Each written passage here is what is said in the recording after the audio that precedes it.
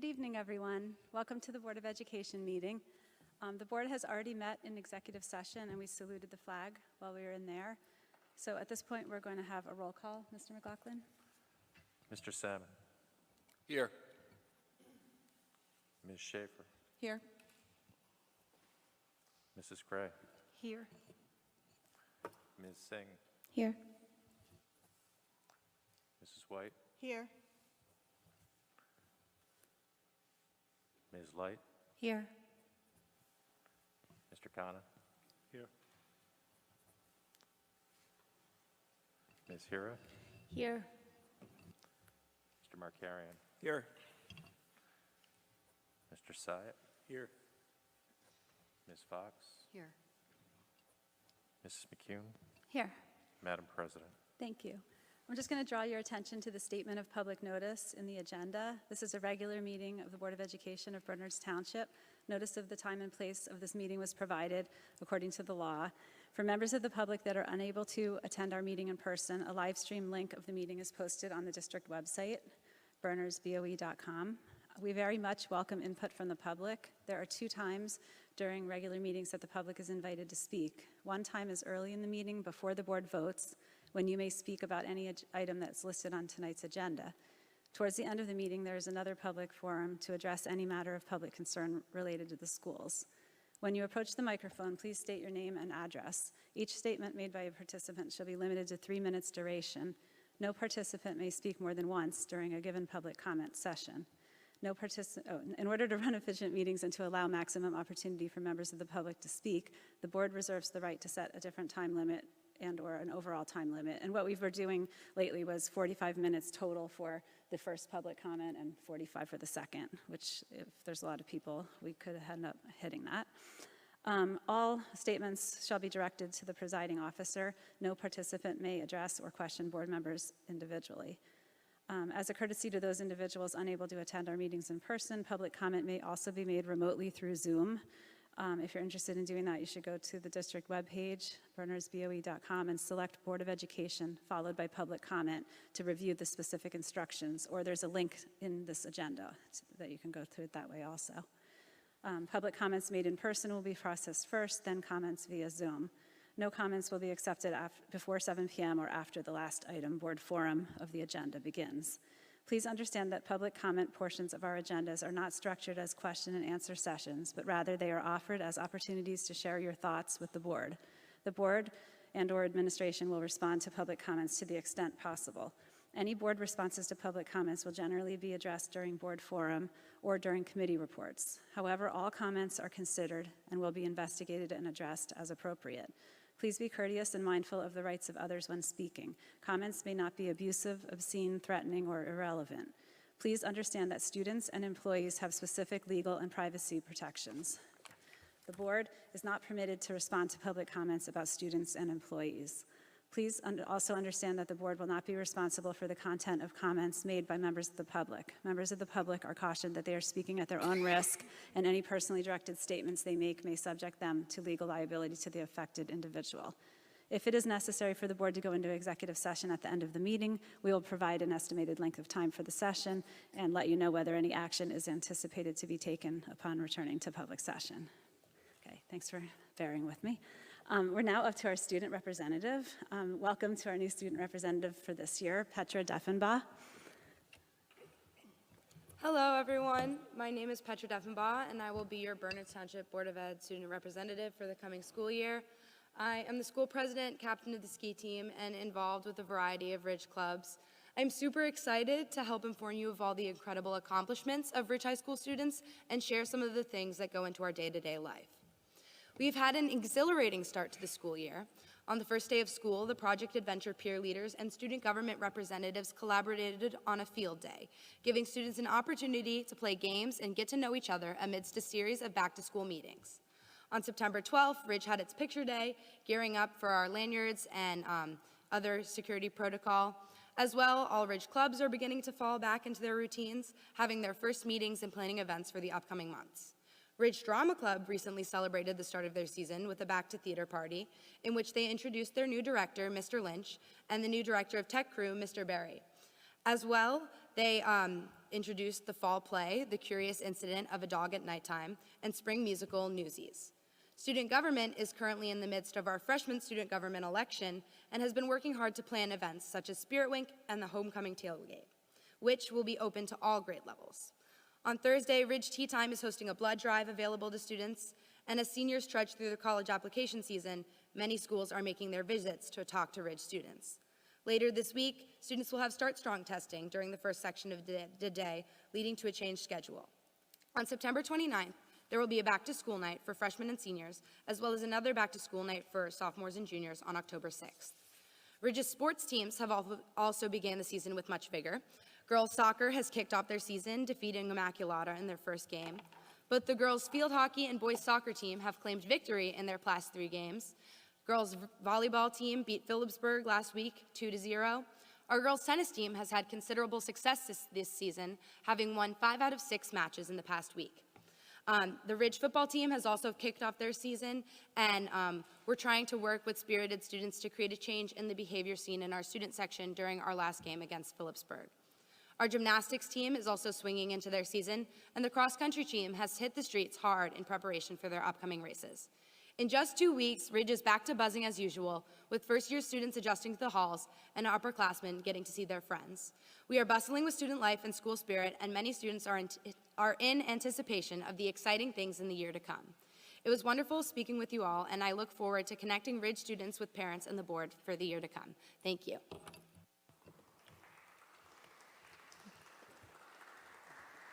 Thank you, Petra. Do any board members have any questions about all that information? That was a lot of good stuff. Does anyone have any questions? Okay, and as usual, we always invite our student representatives to stay for the meeting unless they can't because they have to do their homework or do other things. We don't want to pressure anyone because we know our meetings can be really long, but we welcome you to stay, and we're glad that you're going to stay for a while tonight. Okay? Okay, I just have 2 kind of quick comments to make before we move down for the board presentation, which I know a lot of people are interested in hearing. One thing I wanted to say, there's been a lot of information flying around out in the community, and other board members have received a number of questions and comments over the past several weeks because there's been stuff in the media about the test scores in our district and our rankings and things dropping. So I just wanted to say, I don't want to take time now because we're having a presentation, but I did print out some of the slides from the testing report and the post-secondary report that were presented at the Board of Education last school year. There were 2 different evenings. And I do want to talk about that at board forum, so I made copies, and I'll have extra copies for anyone who sticks around and lasts that long. But I did want to put the community at ease that that's not the case. We did amazingly well during COVID compared to what you see around the country where kids had immense learning loss. And I think if you were here for the presentation, you would agree that our teachers and all of our staff members did an amazing job trying to support our children through COVID. I know Mrs. White has reported out in a couple of curriculum committee reports about what we were doing for interventions for those students who really were struggling, because there were some, and a lot of them have gotten caught back up to where they need to be, which was great news, which she reported out on recently also.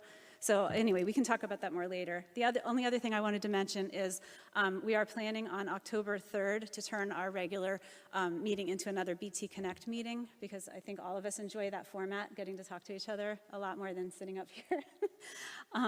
So we're going to have a BT Connect meeting. This one is going to be kind of a conversation that was going to happen at the end of 2019, but then COVID hit. We had done our strategic plan in 2018, and we're putting together BT Connect and all the different strands going into the 2019-20 school year.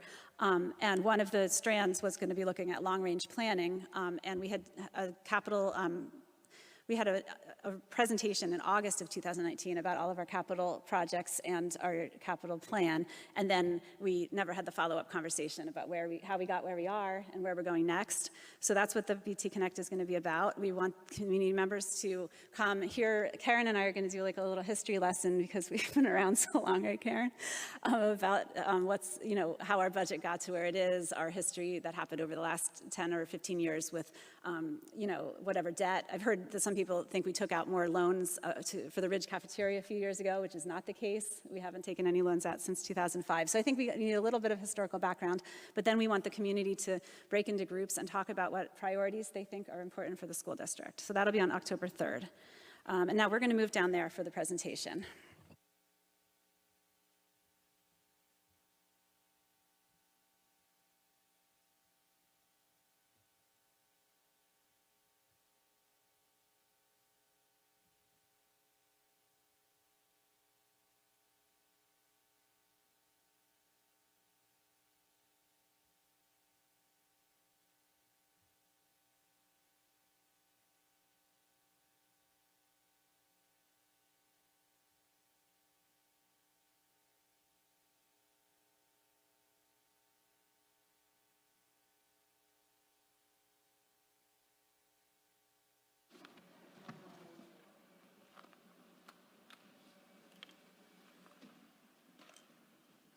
Just missed my notification. There we go.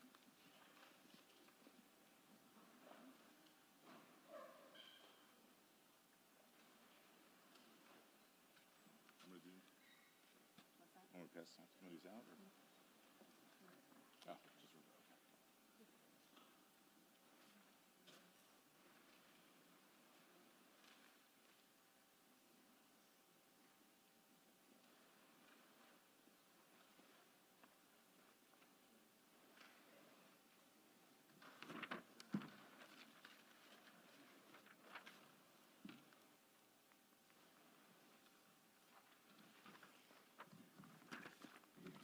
Ready, Mr. Shaw? You ready? Okay. Can you guys hear me? Hello. Okay, great. Welcome, everyone, to the first board meeting of the 2022-23 school year. I look forward to a year of, great work with the students. I'm happy to have you here, and certainly with community involvement. So this is a great turnout. I know it's a hot topic, but it's really good to see you all here. Mr. Shallow and I are here to give you an update about the health curriculum revisions that have been taking place over the last several months. The goal is to really focus on the updates, the new standards, because those are the subject of the board resolution that they have the opportunity to vote on later this evening. So there's obviously a lot more to the health curriculum and the health program, but the focus for tonight really is on the process, the curriculum writing process, the community input, and the new standards, because that's the subject of the vote. I will also speak about the implementation plan and specifically the communication plan, so for however the vote goes tonight, the year will proceed and unfold from a parent perspective. Oh, let me go back. So this is a flyer right here. There are some copies that we brought for the public. It is also something that you can download from both this presentation, which I'll post in the morning, or in a few places on our district website. So this was something that we shared at the BT Connect meeting, and it's really just a little bit of a FAQ or an information sheet about health instruction. So I would encourage you to take a look at that at some point. There was another handout that I think I see all the copies are gone, but certainly I have one more. Somebody wants to take a look at it. But it is really a handout of all of the specific standards that are new in each grade, so by grade level. So I wanted to point those out to you, and they'll be available for you to also look at. Well, they are available, and I'll show you where you can find them on our website in a minute. So the first thing I'm going to talk about is the process and the actual curriculum updates that were made. Obviously, we will probably disagree on some of the decisions that were made about the program, but what I really hope you see by diving in and looking at it, both here but even later, when you look at some of the resources that are provided, that we were endeavoring to create a curriculum that is age appropriate, is mindful and respectful of the community input that we've received, but is also providing our students with an engaging curriculum, promoting them to have an active, healthy lifestyle. So we're trying to bring all of that together, and I hope that you see that through tonight's discussion. So a little bit of a review. Towards the end of June, at the end of June, we surveyed the community, the families, to allow for some input on the standards, the revised 2020 standards in health and physical education, as we were getting ready to embark on the curriculum revision process. Certainly we were spending time reading them before that, but we didn't do any of the writing until the summer. So we collected feedback from people who wanted to share that with us. So that was the first opportunity for community input. A team of 15 teachers and administrators spent 10 to 12 plus days over the summer looking at research, the old standards, the new standards, the current curriculum, the community input, and presented and created the draft revisions by August 24th, which were sent out to the community and gave you a chance to take a look at where we were at that point. And so then we had the August 24th BT Connect meeting, right here, and we met and we presented to you where we were at with the standards, with the curriculum, with the community input, and met in some small groups where teachers and administrators and families could talk about their thoughts, their questions, their concerns. And so from August 24th to pretty much last week, we've been continuing to refine and finalize the curriculum to present it, as a finalized curriculum tonight for the board. Some people have asked me to talk about how we used community input in this process. Community input was never really going to be writing the curriculum, and it wasn't necessarily going to drive us to not teach mandated curriculum, but I wanted to share with you some of the ways that we did take your input into consideration with the final product. So first and foremost, we limited the sensitive content, which I'll talk about a little bit later, to the end of the grade bands in most cases. So where it says students must learn a certain standard by the end of grade 2 or by the end of grade 5, for the most part, we put that at the end, in the oldest grade level of that grade band. And that was, reflective of input from the community, as well as our educators working on the team about what they thought kids should learn at each individual grade. The sensitive comment was also limited in the scope, the depth, where it is presented, and it was focused on including it in a way that meets the goal of the standard, meets the core idea behind why that is included in that standard area. The standards themselves, when you really dive into them, are divided into a lot of things. The performance expectation is just one piece of the standards. There are core concepts, there are disciplinary concepts, and there are vision statements throughout the standards that guide our thinking as well. So where we endeavored was to meet the goal of the standard and not go beyond in ways that could allow it to be an age-appropriate discussion. So for example, the spirit of some of the standards are focused around student safety or students developing an understanding of creating boundaries for themselves. So when you're focused on that as the core concept, you don't really need to go into great depth on some of the terminology that I know some people are concerned about. The other way we took your input into consideration was removing some of the resources that community members had expressed some concern with last spring. So I wanted to take just a minute and show you where you can find and spend a lot of time, if you really want to, going into the weeds on the curriculum. It's a very complex process. It's one we spend, we revise all the time. It's not, the standards that we get from the state is not a script or a checklist of what to teach. It is a framework of what's important. And it's the job of the teachers who've been teaching our children in some cases for decades to tear that apart, look at our current curriculum, and make changes where we feel they're good for kids and they meet the standards. So to put that together and help the community understand that, there are really two places that you might want to spend some time. The bottom one is our public curriculum website. I'm just going to open it up briefly and show you. The public website is where all of our curriculum lives, and you can search for keywords. You can also narrow the subject by like any subject. So you see I've narrowed it to physical education, and you just see all of our courses.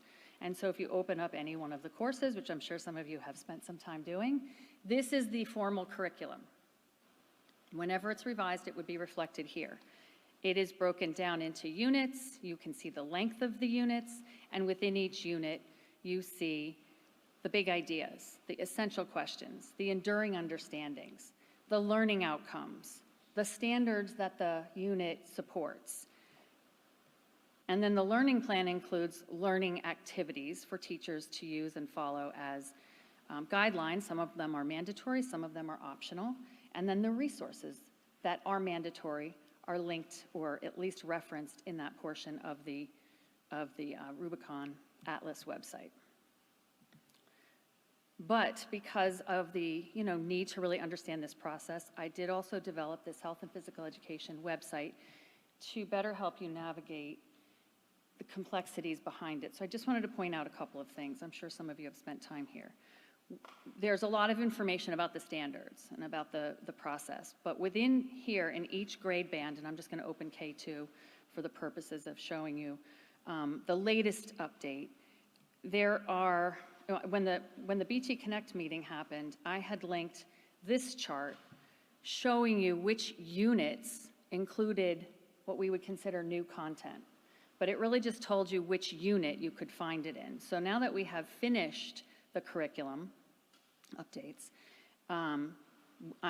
we have re-uploaded the units that were downloaded from Atlas, what I just showed you, just for easy reference. If you wanted to go in and just click on one of these, it would show you one of the PDF downloads from our public website.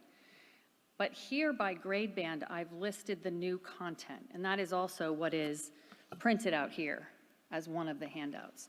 So for kindergarten, for example, you see on the left, this is the list of standards that after our review and our analysis, we consider to be new content included in the standards. So for each grade band, you can scroll down and you can see what those standards are. Sometimes they've just changed a word. Sometimes they've added a concept. Sometimes it's a completely new standard. So we detailed for you what unit that standard can be found in, what is taught, and the resource that would be used. So you do see in some cases we're saying there is no new content. That doesn't necessarily mean that there's nothing at all related to that particular standard, because some of those standards are reflected in standards that were not revised, the 2014 standards. So it is complex and difficult to navigate through and determine what is and isn't new or hasn't been taught before and what we're doing. But this means we didn't add any new content to that course as a result of this project. So you can look at that for each grade and review that. This is also some of the information that the teachers will be sharing with the families when they're getting ready to teach one of those lessons, which I'll talk about in a few minutes. All right, so now to the revisions. I'm just going to highlight some of the things that have come up in discussion.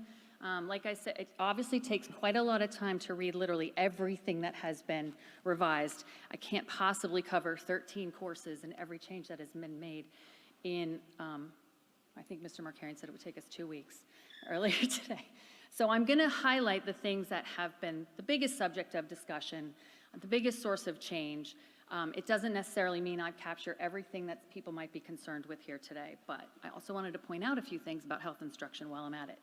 So health is taught by the classroom teacher at the K-5 level, and it is typically taught during the science block of instruction.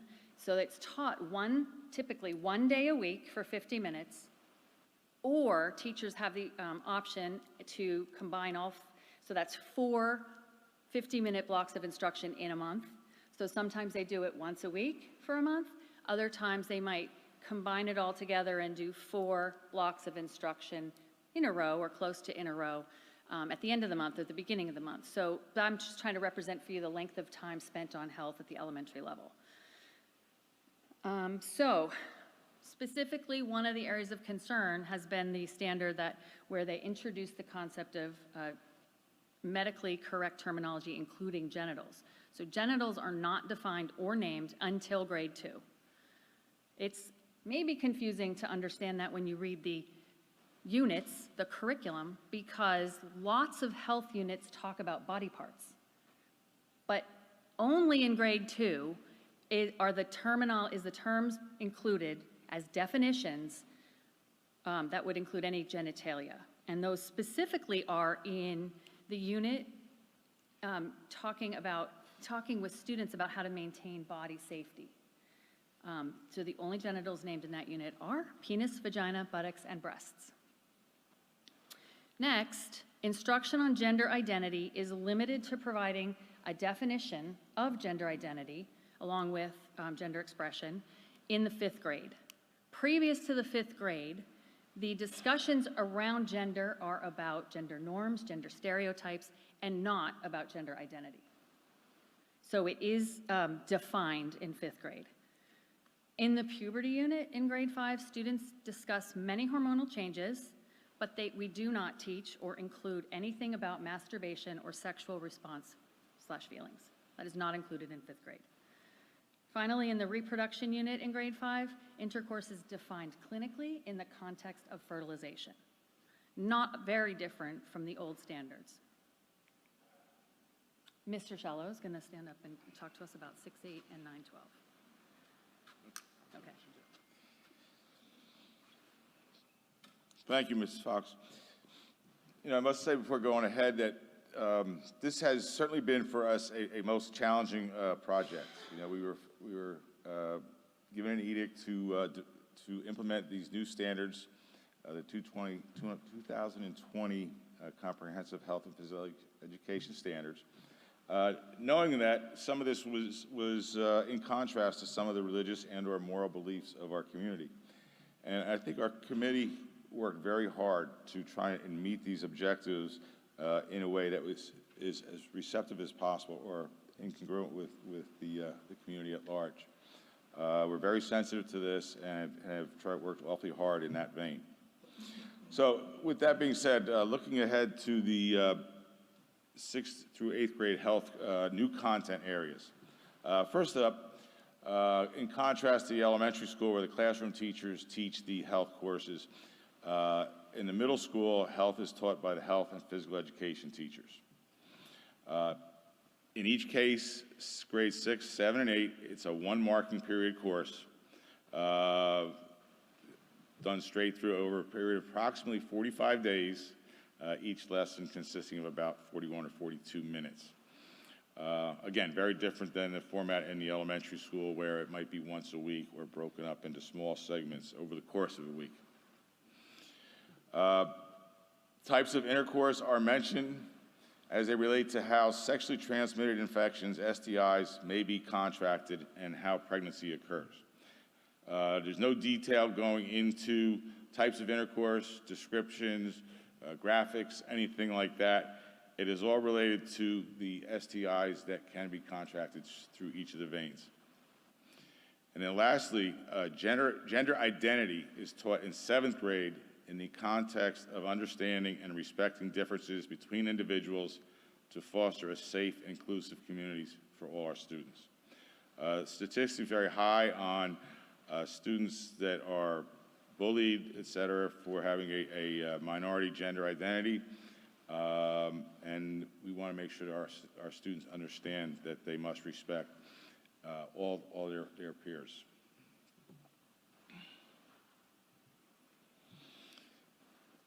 At the high school level, health is again taught by the health and physical education teachers. Similar to the middle school, it's a one marking period course. With our rotating drop schedules, there are typically 34 classes of approximately 55 minutes each. New material in the high school is not great in terms of how much was implemented. As you see the new standards here, we are now required to address sex trafficking, the safe haven law, as well as the sexual response cycle. Everything else has been, in line with the 2014 standards that we were previously governed by.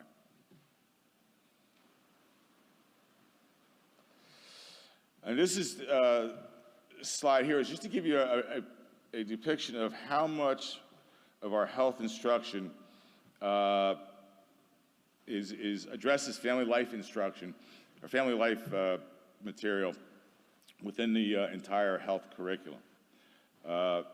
In grades K to 4, the average for family life instruction is about 3% of the entire curriculum, which is about 1 hour annually. Grade 5, and again, this is the end of the next grade band, it's about 13% of health instruction, or 4 hours annually. So it's not even a fifth, not even a quarter, or anything like that. All right, in grades 6 to 8, the average is 52% of health instruction pertains to family life material. But if you'll notice, the bulk of that is in grade 8. Again, the next grade band. Grade 6 is only 22%, grade 7, 44%, and grade 8 is 89%.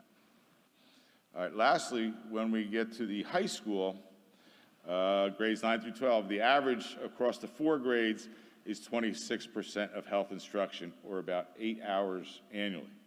Now, looking at that, don't forget grade 10 is driver education and a mental health unit, so they're 0% at that grade level. Grade 9 is 29%, grade 11 just 15%, and grade 12, 59%. So again, the bulk of it is in grade 12, which is at the very end year of the grade band. Okay, and now back to Ms. Fox. Thank you, Mr. Shello. So the last couple of slides, I'm just going to talk about how this year will unfold, regardless, really, of what happens tonight. Teachers will post their health topics weekly on their course pages in the Genesis. That's pretty funny. The Genesis parent portal. But teachers will email parents at least 1 week in advance when the topics are related to sex education and family life instruction. Included in that email communication would be a description of the lesson and any resources that will be used. So in the case of resources that have to be accessed through the parents' access to the Great Body Shop or another one of our copyright protected resources, that would be something that's shared through that email communication.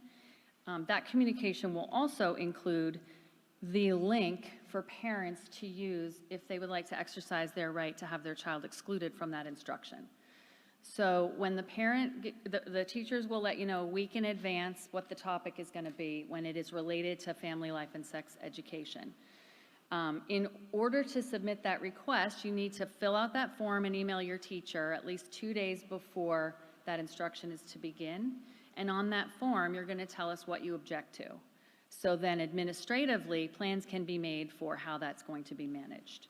So that is the process for the rest of the year for the implementation of the updates, but also just all of the health curriculum.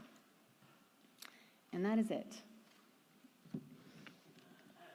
Are there any board member questions?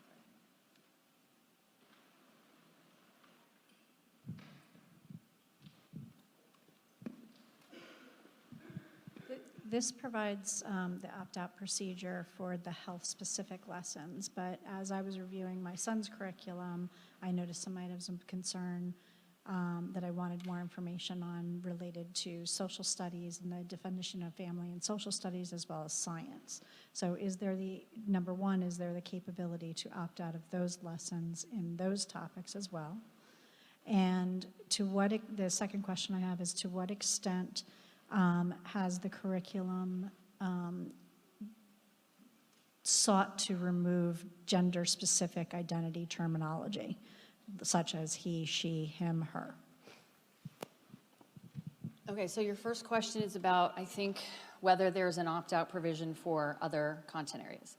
So policy 5250, which is also the implementation of the regulation, I'm sorry, if you know the number, you can tell me. It might be on the opt-out form. Anyway, 35.4.7 allows only for exclusion from topics related to health education, family life, sex education, and dissection. That's it. There is no opt-out provision for other subject areas. You certainly can look at the curriculum on Atlas, the way I showed you, and you can also ask your teacher for some questions and some clarifying questions about goals and resources, and those kinds of dialogues are usually positive and good to have to bring you some better understanding. So there is no opt-out exclusion for anything other than these two things. And then your second question was, I just forgot. Right. There is no move to remove gender pronouns from our curriculum. Enforce they them? No. There's certainly discussions about allowing it when students express that as their preference, but not changing it within our curriculum. Anybody else? Just wanted to thank everyone who worked on this project because I know it was a big project over the summer. And thank you to all the teachers because I know they put in a lot more time than what a normal curriculum writing committee does over the summer. So I wanted to thank everyone for their hard work and making it so accessible and all the detail for those people that want to read it all. Thank you. For the parents that are considering opting out when they get the notice, are we going to make the opt-out materials available as well, just so they could see what their student would be looking at during that instructional time? Okay. Anybody else? Oh.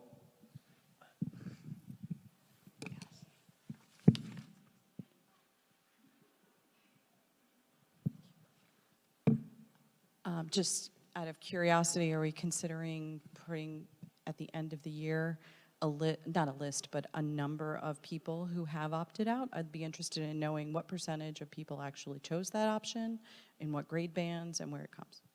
So certainly a benefit of collecting the information through the form will also allow us to be really specific about that for you. We can certainly come back and share that with you at the end of the year. One thing, typically that number's been very Very small low. in the past. This is not a new thing. The ability to opt out has always been present. So we have the data from past years, and we can potentially collect it. We don't have data in a form, right? No, But we no. do know You know, anecdotally from yeah. over the years, it's typically just 1 or 2 per year across the district, maybe 3. I mean, but that's not collected anywhere. It's just something that the teachers and the administrators would be managing. Anybody else? Public comment will happen later. These are just a Q&A for the board members. So is that it? Okay, thank you.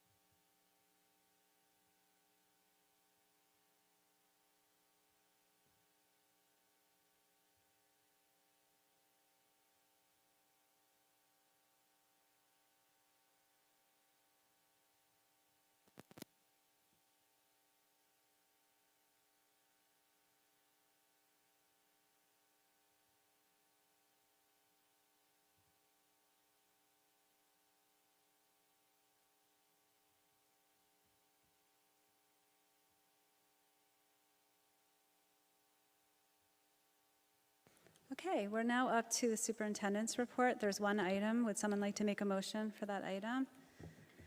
Ms. Singh and Mrs. White. Mr. Markarian, did you have anything you want to say about the district goals? No, these are basically what I shared at the last board meeting. We've got 3 essential agenda items listed here. One is focused on our technology plan, the second, our strategic plan, and thirdly, on the capital projects plan that you actually just talked about a little bit for October 3rd. Okay. Does anyone have any questions for Mr. Markarian before we vote? No? Okay, could we have a roll call, please, Mr. McLaughlin? Mr. Salmon, Yes. Ms. Schaefer, Yes. Mrs. Gray, Yes.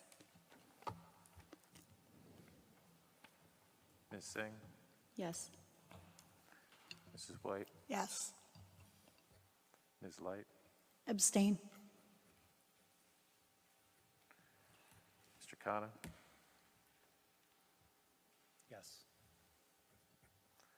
Ms. Hira, Yes.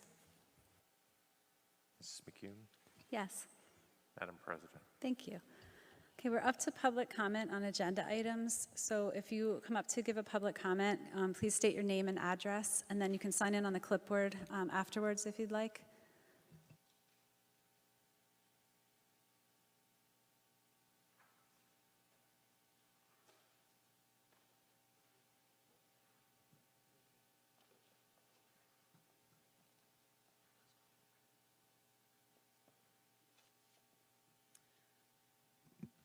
Lauren Manduke, 46 Liberty Corner Road, Burns Township. So I'll start by saying I appreciate the amount of information that I received tonight and last month. But I'll be honest, every time I feel like we're taking a step forward as a board and as a community, I feel like we're taking 5 steps back. My question specifically with respect to the health curriculum, just now the question was asked, are he and she pronouns going to be encouraged to be replaced or in any way removed? The answer was no. But it's my understanding that either this board or this administration is using a third party called High Tops, who met with our teachers on the first day of school and did a professional development. It's also my understanding that during that professional development, the teachers were encouraged to replace he and she with they and them, whether or not the book that was being read to the kids was on the health curriculum. That's my first question / concern. My second question / concern is it's also my understanding that High Tops recommended that our teachers read certain books, including Auntie Uncle, Drag Queen Hero. I have copies of the cover page. It appears to me that this is clearly intended and directed at our younger kids, not Willie Mannon, not Ridge High School. So when I say for every step forward we take, things like not disclosing High Tops, and I invite the board, if my understanding is inaccurate, please correct it. But this information comes from within the district, and it's my understanding that High Tops, whatever that is being utilized, perhaps in conjunction with us too, and that these recommendations are being made to our teachers. With respect to opting out, it still remains unclear to me exactly what that looks like. Will my child be removed from the class and put in the principal's office? I appreciate that the alternative assignment will be disclosed ahead of time, but it doesn't answer bigger questions. Like, for example, if the health curriculum is integrated into other topic areas, how will I opt out of that? How will other concerned parents opt out of that? If a teacher is inclined to accept the recommendation of High Tops and decides to read Curious George to the class and swaps out the man in the yellow hat with the them in the yellow hat, how do I opt out of that? So I appreciate, again, the efforts that the board and the administration have gone to give us information. But when assurances are made of transparency and communication, and information such as us too and High Tops surfaces and comes to light, I remain concerned. I hear my bell. Thank you very much.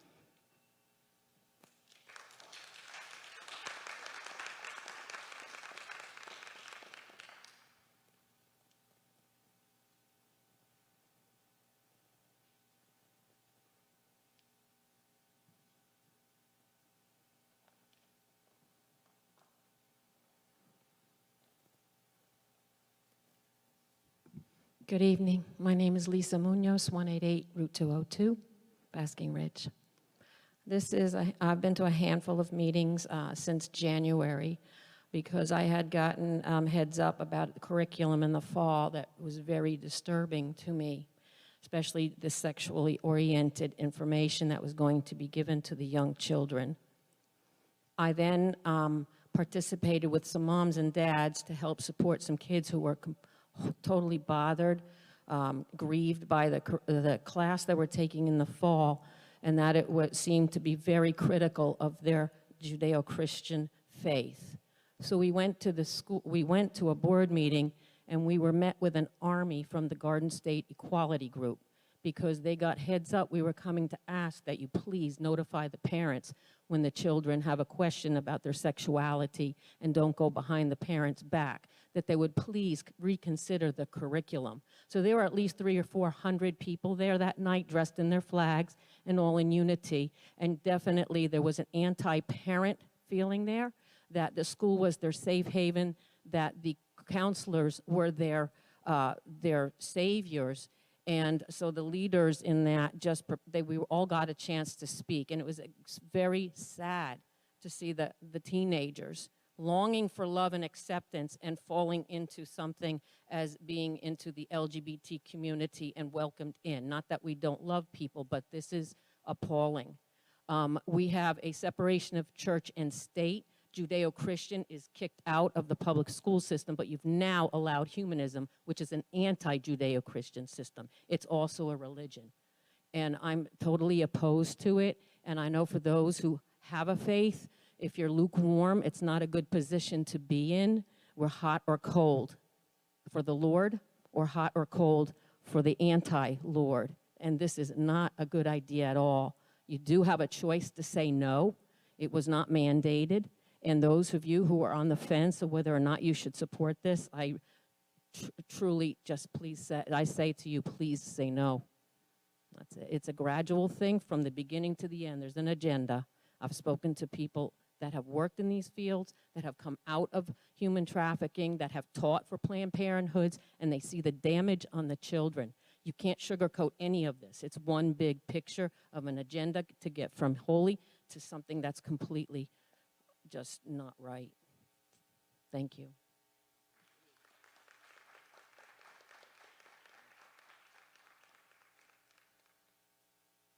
Kevin Ferguson, 17 Colts Glen Lane.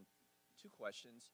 The survey, the community survey, when it was distributed in June, was that sent to all families or 2 individuals or 1 parent in a family? How many were distributed? What was the response rate? Because it seems to have been the trigger to keep proceeding forward. This was never voted on, in the ballot box, so it's a little bit unclear to me just what the enthusiasm is among all residents for these initiatives. My second question is, these are state curriculum mandates, but I'd like to understand better what happens to the schools here if you do say no? How much money is the state holding, would the state hold back, and how would it affect what you do on a day-to-day basis? There's so many different things that the schools do. It would seem on a over $100 million budget, this is a drop in the bucket relative to what the state could do to you, or to the board, or to our schools. So if you could explain that to me, I greatly appreciate it. Thank you.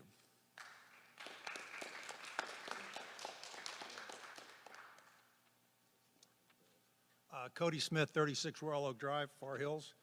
The 2020 Comprehensive Health and Physical Education Standards has put the district and this board in a very difficult position.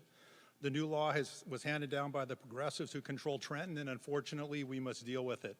It's clear to me that many parents and taxpayers, especially those who've taken the time to read the law and understand what's in it, find it disturbing, if not deeply troubling. From my perspective, this law is poisonous, particularly for younger ages.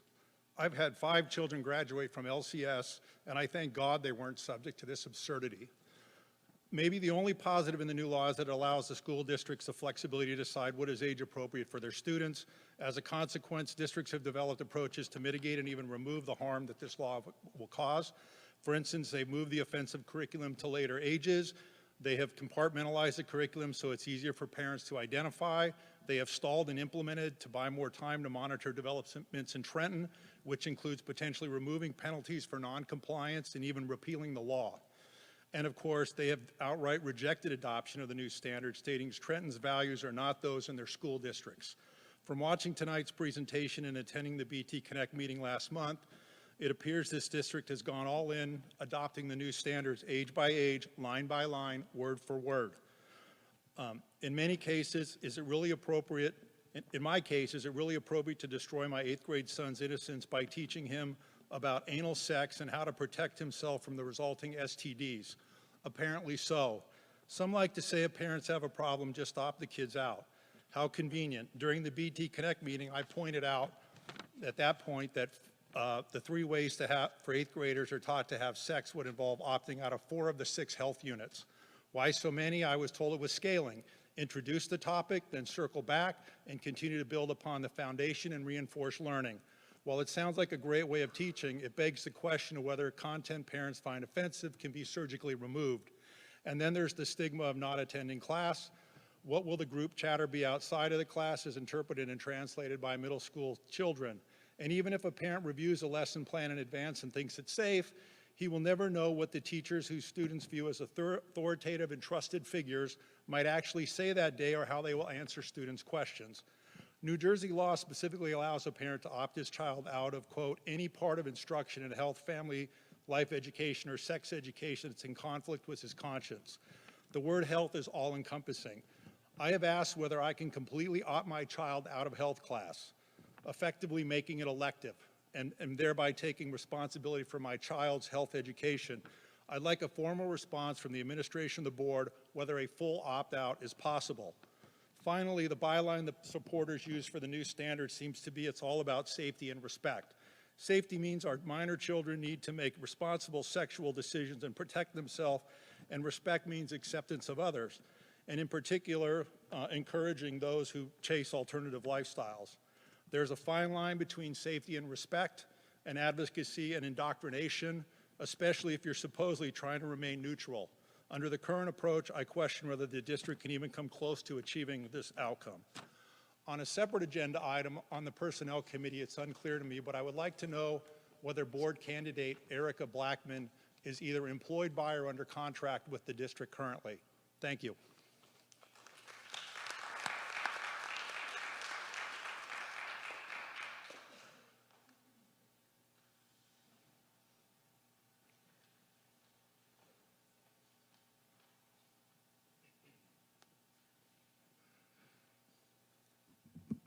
Good evening. I'm Frank Klaus, 18 Owens Court. I'd like to start with a comment. I'd like to thank Principal Ciampola. Last year, I made a number of comments where I was worried about the health curriculum. He took my daughter out of health class, opting her out, sent me all of the materials that she was going to be taught, including any of the PowerPoint presentations as well as the videos and that nature. Once I was comfortable with the fact that it was age appropriate and good, he then opted her back in to participate. This is the kind of transparency and the type of trust and parent engagement that I think is an exemplary example. And I think that's actually what you showed here, that it was going to be expected going forward. I think it's fantastic, so I'd like to thank him. And I'd like to take the request that the Finance Committee take on the same kind of approach with transparency in its ways. Which gets me to the second point. Only because you brought it up in your opening comments as to what is being talked about in the media, et cetera. So I actually hadn't come with this comment, but I'm then wondering, is there an $11 million reserve on the balance sheets or not? If there is, why did we need to have a buffer in the current school year budget as well? So why the duplication of extra funding? Finally, I had also heard in discussions with two teachers the fact that on their first day of school, they were coached to try and use gender-neutral terminology and to actually rewrite the stories that they are reading. 99% of society is he's and she's. I think we should be fully respectful of those people who want to be gender-neutral, but I think it is not respectful of us and the rest of us if that this is being trying to change and we change the stories of the authors. And the fact that when asked this question directly, you stated that, no, that's not happening. It's really breaking the trust between the board and the parents when there's this kind of misinformation going around. Thank you.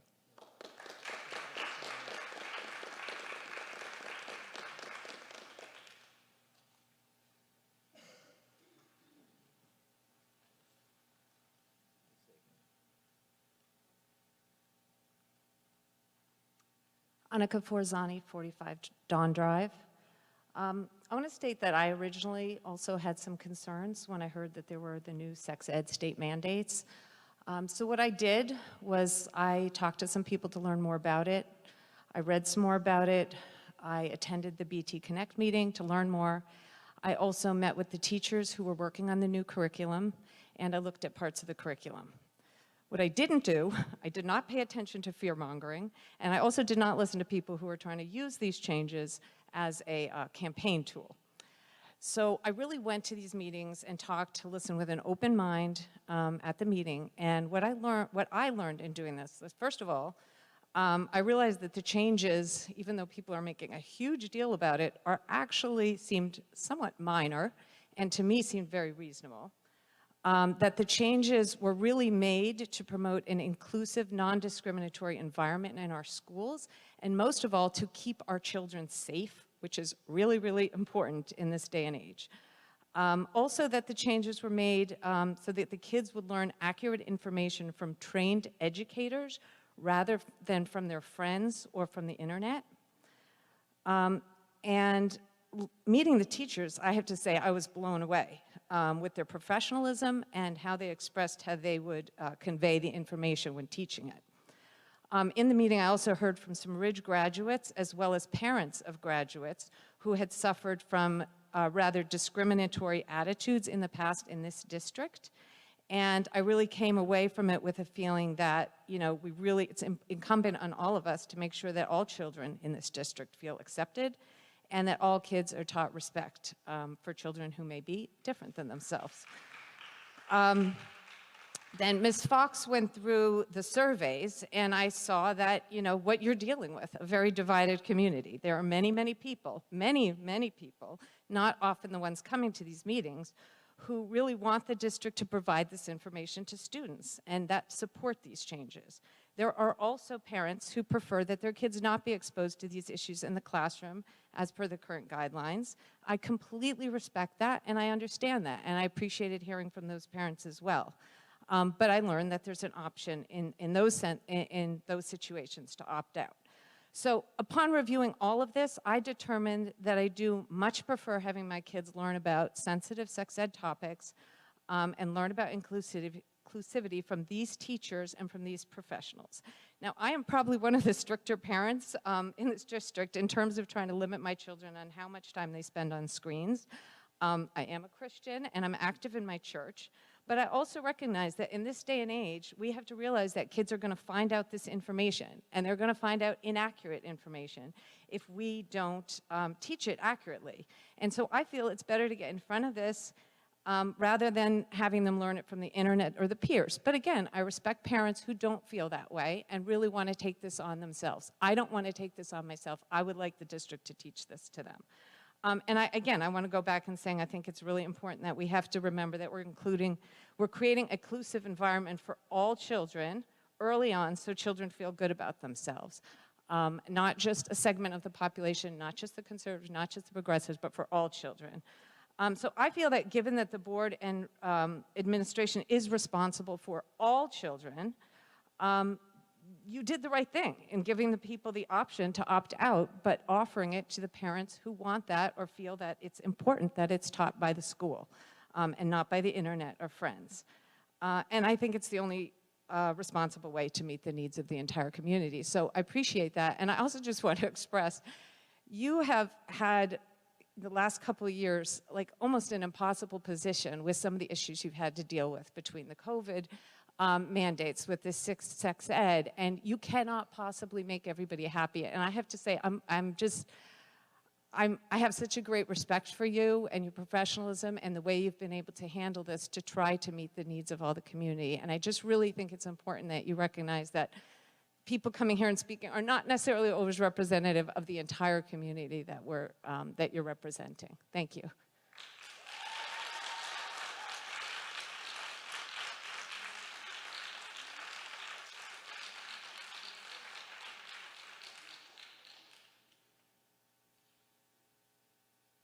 Good evening.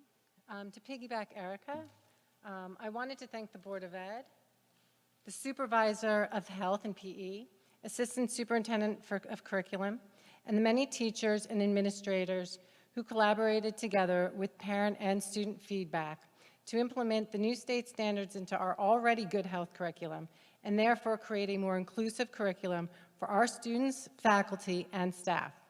I also wanted to thank them all for acknowledging the wide range of acceptance of what should and shouldn't be included in the health curriculum, and continuing to provide the opt-out option for any given day depending on each day's specific health curriculum objectives. Sometimes the topic of mental health gets thrown around when it's convenient, and other times there's a demand for our district to just focus on textbook education and get back to academics. Our district is better than that, and so much more than its high scores in academics, and more importantly, so are our children and our students. Many screamed about mental health when wanting to get kids back in school or when there's a death of a student. We cannot minimize what even one student is struggling with.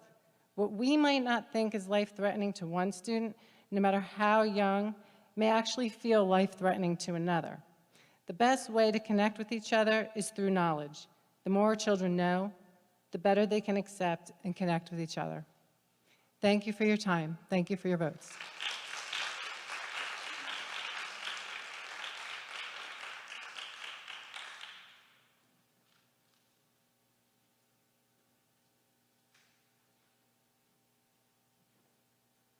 Good evening. My name is Joan Bannon, and I live at 191 Patriot Hill Drive. I would like to commend the Board of Education for the transparent way in which you've presented the changes and how you actively sought input from the community by use of a survey and meetings to gather information from parents and other stakeholders. Despite some people's objection and, in my view, a politically organized method to make this a political issue, I viewed these changes and see them as minor and needed. Some say the curriculum mandate places too much emphasis on gender identity and expression and not enough on overall core tenets. I disagree. I read through the 2020 New Jersey Learning Standards and see no undue emphasis. Some argue that teaching about these subjects violates parents' rights and possibly the First Amendment, and I would say that would be true if the law didn't permit a parent to opt out of a class. And with this option, I have personal experience. When I was in high school, way back in the mid to late 1970s, 46 years ago, my parents sued the Dumont Board of Education because they would not allow my parents to have their children excused from sex ed classes that concerned what was known back then as homosexuality or abortion. My parents were Catholics who believed the teaching of these subjects interfered with their First Amendment rights. The Board of Education, I was a high school student at the time, took my deposition or sworn testimony in that case. I was asked if I thought learning about these issues would harm me or might change my views. I testified I didn't think so because both my parents and teachers taught me how to be an independent thinker. I also added, however, I was proud of my parents for standing up for what they believed in, and as my parents, they had a right to have me excused.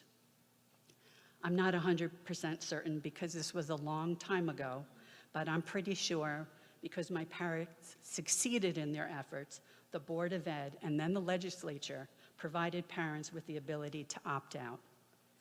My parents were devout in their faith, but also understood others might have different beliefs, so they did not look to impress their values or beliefs on others.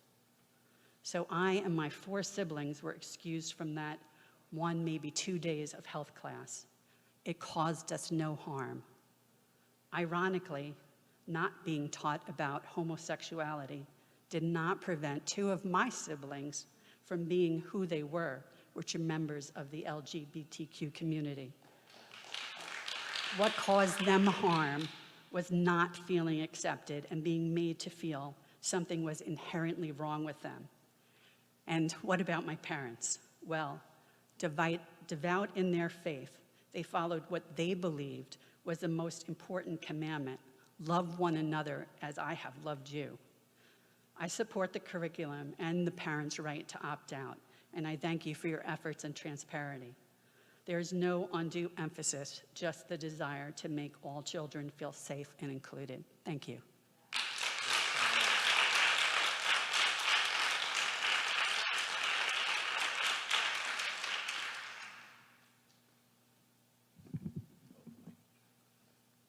Hi, good evening. Victoria Costa, 15 Hilltop Road. First, I'd like to begin and let everybody know that my statements are not politically motivated whatsoever. I had a daughter who was captain of the fencing team in which her coach was arrested for assaulting individuals in the school. So my first question is, what has the training been and what will the training continue to be when the health curriculum changes. There are subjects like IVF, STDs, where new STDs come out quite often. Please let me know how you're training them. I hope it's better than you train them for being able to deal with how the administration dealt with the sexual assaults of children in the community. That's number one. Number two, my second question is 2.1.8. It says identify community resources and/or other sources of support, such as trusted adults, including family members, care members, and school staff. I'm not sure you know, but statistics show that most kids are sexually assaulted by somebody they know, i.e. a coach. So please let me know how you identify those people and how you let kids know that when somebody they trust is a sexual assaulter, what do they do then? So that's my second question. My third question, I'm going to ask, is in regards to the alignment of some of these. I heard at the beginning of the session that some of these were not going to change. I don't see that alignment. I see that masturbation in 5th grade, it says e.g. masturbation, but the slideshow said that masturbation was not being taught. Can you please tell me how the curriculum is in alignment to your presentation? Thank you.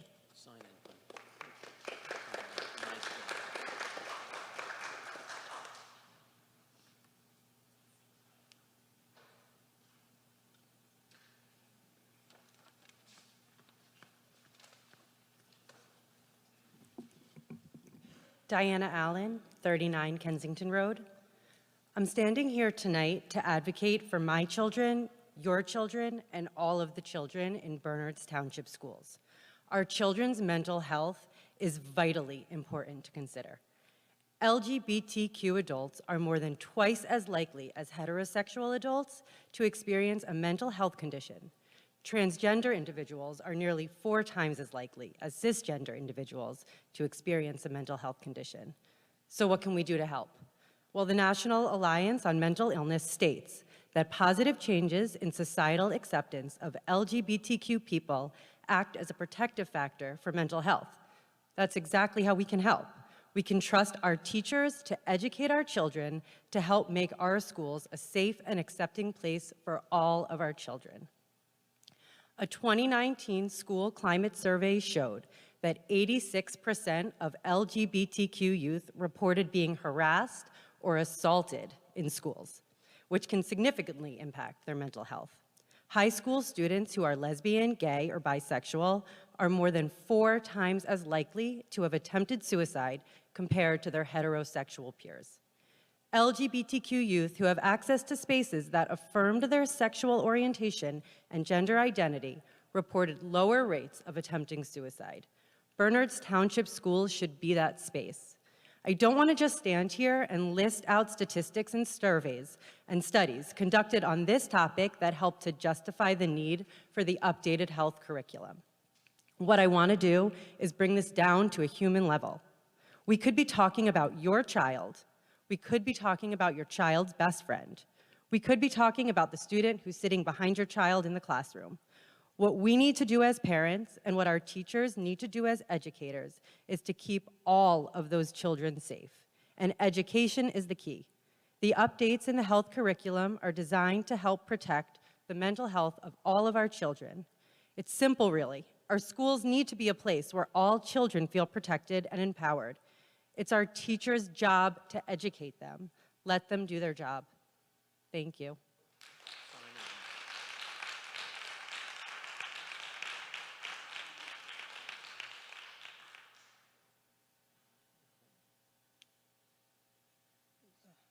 Good evening. My name is Suleiman, living at 7 Rocky Lane. I need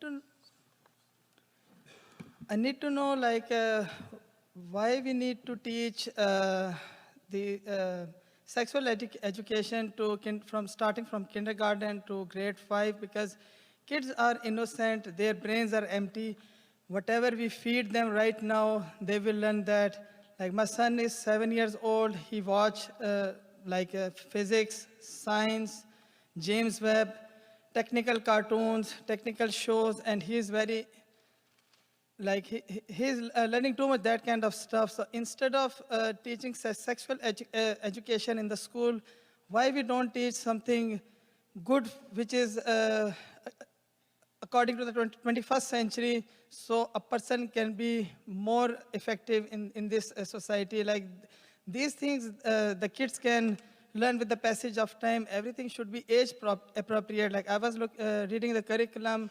It shows that the school will teach about HIV, IVF, sexual intercourse to maybe from the second grade. But second grade, like the age of a second grade student is 9 years old. Like there is no need or point to teach that kind of stuff to kids. Like, I mean, if you buy a toy for 7 years old, he can make it. But if you buy the same a toy for 10 years old and give it to a 7 years old child, he will get panic and he will throw it out. So everything should be age appropriate. So I think I would say that there should be some basics, you know, like regarding those sexual activities or intercourse or other stuff. It shouldn't be part of the kindergarten or first grade or second grade students. Everything should be age appropriate. It should start after middle school.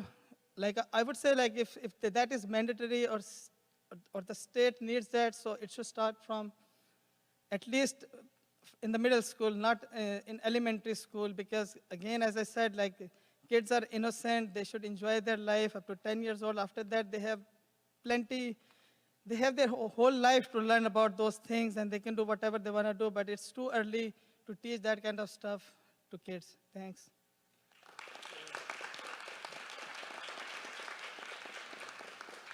Hi, Stacy Molinari, 27 Franklin Drive. Thanks for your presentation tonight, and also for those of you who have taken time to talk to me specifically about it. After listening to this presentation, participating in the BT Connect meeting in August, having met with Ms. Fox, having spoken with Mrs. McCune, and having done a lot of reading on my own, I do want to express my opposition to the health curriculum. By the way, for whoever brought it up, Ms. Fox did share with me during our meeting that High Top was the consultant group that was professional development group for the teachers. But my reasons for opposition are simple. You speak about this as it's fact and for the safety of our kids, but the research you use to support this curriculum comes from an article by Goldfarb and Lieberman, which was supported and funded by an inherently biased group to promote an agenda. But it appears you didn't consider other research that shows the opposite of these findings. I sent to you one such article by Erickson and Weed that re-examines the evidence for school-based sex education programs and concluded that it did not find support for comprehensive sex education. So with publicly known opposition, I question why you did not incorporate a more balanced research set of proof sources into the ones that you used. My second reason for opposing is that I haven't seen any creative thinking to make sure that the community values were taken into consideration. There's many other districts in the state of New Jersey who found ways to compromise on material, whether that material was new or old, that material that was known as sensitive or controversial, while they were still able to meet the standard. But I haven't heard our district even try to do that. Middletown District requires students to opt in. East Hanover is incorporating the new standards in one single instruction on the last day. Homedale is requiring opt-in teaching in an assembly format and condensing it into one day.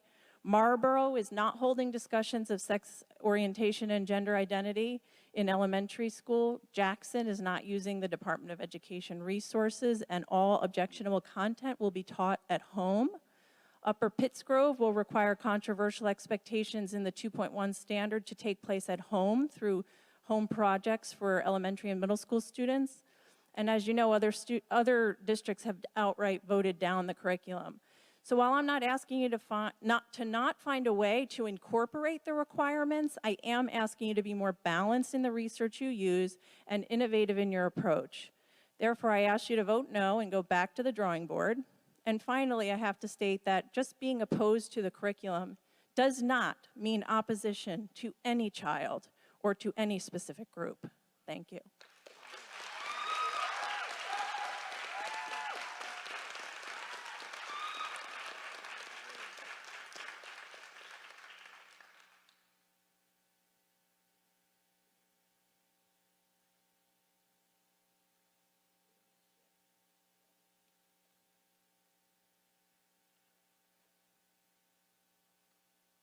evening.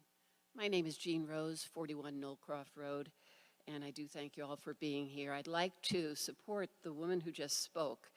I don't like the framing of inclusive versus what? Non-inclusive? I think we can all agree here that we need to follow the golden rule and do unto others as you would have them done unto you. I think we can agree on that. The other thing is about not imposing values. It's all about the content. No matter what you do, you're going to impose some values. It's a very difficult job that you have. I kind of feel sorry for you, and I do appreciate your efforts. Number 3, are you worried about losing students? Because I see it happening all around me. People are choosing to homeschool, to send to Catholic schools, to send to private schools, because they're inundated with things that they're not comfortable with. And that's it. Thank you.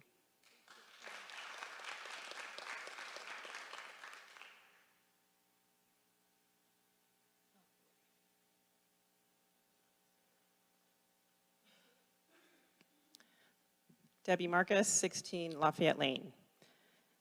Thank you for the presentation and what you've done to incorporate some of the feedback from parents. My main question for you, though, is that I still feel like we are voting on a curriculum when all the details are not there or incomplete. I want to buy into this. I want to support and have our community support our schools together. But I have asked for some information at multiple meetings and followed all recommendation of processes for who to contact when I was concerned about the age inappropriateness of some items relating to our children's bodies. At the August BT Connect meeting, I inquired about the exact wording and detailed terminology regarding genitalia teachings and other items, and also what visuals would be used. I thought a very straightforward question. At the time, I was told it had not been finalized. I was told by then a board member to contact the curriculum director, who were both very responsive, but referred me to the district websites. When I looked at the sites, I saw that still no definitions were given. And some things actually contradicted what were said tonight. For example, we were told that for the anatomy from grade 2, that we was limited to buttocks, penis, vagina, and breasts. However, I just looked on the website now, and of the atlas, and on unit 5 of When I Feel Afraid, and lesson 4, it says that they will discuss buttocks, anus, penis, testicles, vulva, vagina, nipples, and breasts. If we are supposed to be using that as our access point for voting on this, it needs to be finalized. I also asked, what are the definitions that are going to be used of the terms? Are they just going to be pictures? Are they going to talk about the parts of the anatomy? Are they going to talk about the functions of the different parts of the anatomy? I would like to, if you know those answers, it'd be great if you could just tell me how you're defining them tonight. I'm also concerned about just policies in general for choosing the worksheets and/or books that are used in the schools. I mean, even if I would like some of the examples used in the school, it would be good to have a policy so we can defend our choices. I am also presently concerned with the training of the High Tops consulting group. I mean, I don't know the details about it, so I'm open to hearing more about it, but it's odd to me that, again, as I mentioned, we did a whole DEI survey, and we haven't heard the results of it, which would seemingly be useful in the implementation of a group that is implementing DEI programs. Regarding the use of the changing pronouns in the elementary age level books, I would like to remind people that these are kids who are learning how to read and learning basic grammar. And it seems odd to change the words in front of them. Once they know how to read, they are welcome to choose books using any pronouns they would like. So in sum, I would like, again, to recommend that we please set up some policies that we can review, and also not vote or vote no on this curriculum until it is in a complete finalized term, and you have shown us the worksheets and visuals and definitions of the terminology. Thank you.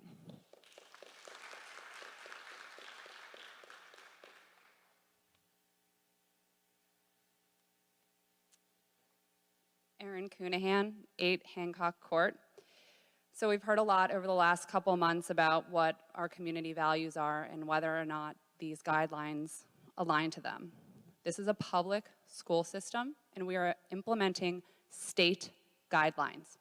And whether or not you agree with them, the reality is we all are in a public school. And the reason that this health curriculum exists is because we're trying to keep our kids safe. In 2014, what type of cell phone were you guys using? If you're gonna vote no tonight, unless you're using the same cell phone from 2014, we should not be using the same health guidelines. You were not listening to that woman who just spoke about her daughter who was sexually assaulted. Sexual assault starts in elementary school, and those kids get sexually assaulted by their peers, not adults, by their peers. And I learned that because I'm a Ridge baseball coach, and I had to take a class on sexual assault and how to identify when someone's being sexually assaulted.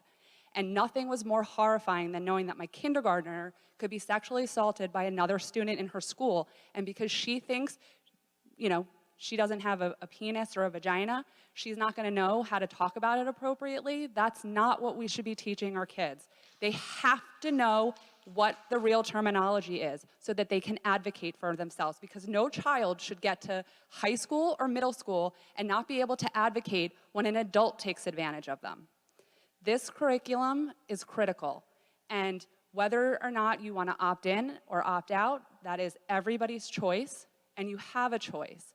But we cannot ignore the fact that in order to keep our kids safe, it has to be the curriculum that teaches them the real terms. It has to be the curriculum that gives them the understanding of who they are. Because when we try to stop our children from being who they are, even as their parents, all we end up doing is damaging them. So I hope that everybody here tonight can take my words and take that woman's words and what happened to her daughter and recognize how important it is to teach our children what is really going on and how to advocate for themselves. Thank you.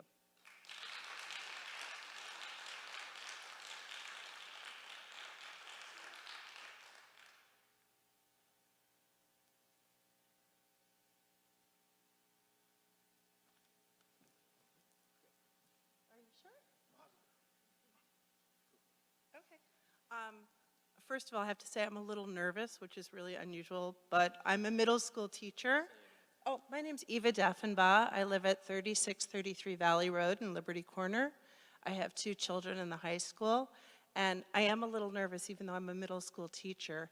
I wanted to address the question about LGBTQ+ and gender identity, and there seems to be some resistance to acknowledging that among certain people in the community. I am a middle school teacher. I teach lots of students who are gender fluid or non-binary, and I also, as a parent, have seen the children that my children have grown up decide that their gender identity is different from what they were when we were all in kindergarten or Girl Scouts, for example, together. And I think that that perspective of looking at he and she or they and them for how you're referring to yourself is something that people in their 20s and 30s do. And that is a standard part of kind of culture of people who will be the future leaders of our community and our country.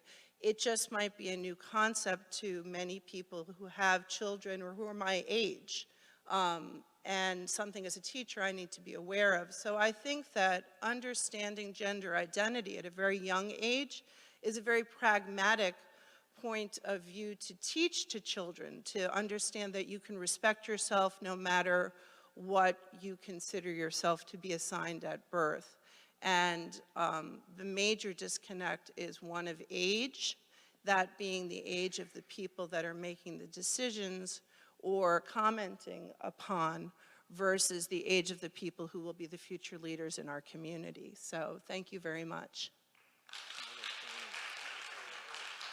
Oh, sorry. I was late because I had a school meeting.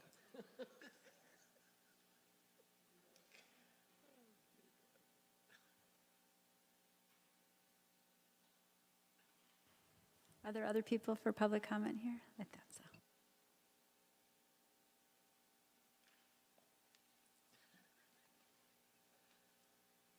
Hi, my name is Harvey Gerhardt. I live at 416 Mountaineer Road.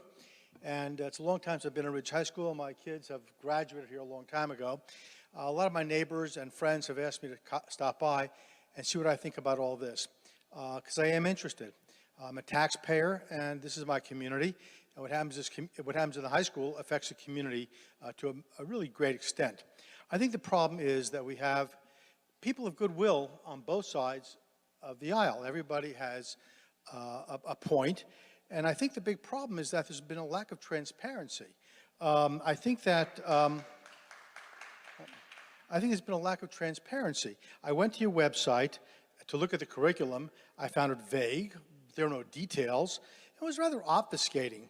The devil is always in the details, and all of you know that because you're all educators. Initially, I thought this was part of a woke conspiracy, but I don't think so. I think there's goodwill on both sides. It's a controversial thing, and I think that you have to understand that there's been no communication with taxpayers. No data is coming out. I'm not a massive reader of the Bernardsville News, but you don't see much in the newspapers about it either. There's been very little community discussion, and I'd wonder if you've gone out looking and speaking to community leaders, be they clergy or pediatricians, for God's sakes. And all of a sudden I'm hearing about this high tops thing. Well, what is high tops? Why is this all shrouded in a cloud? I think that we are a very well-educated community, and I think we have a right to know what's going on. And I think you'll find that people can come together and agree on things. There's more to agree on than to disagree on. So I would urge you to vote no on this issue, certainly to delay the implementation of this project. Thank you.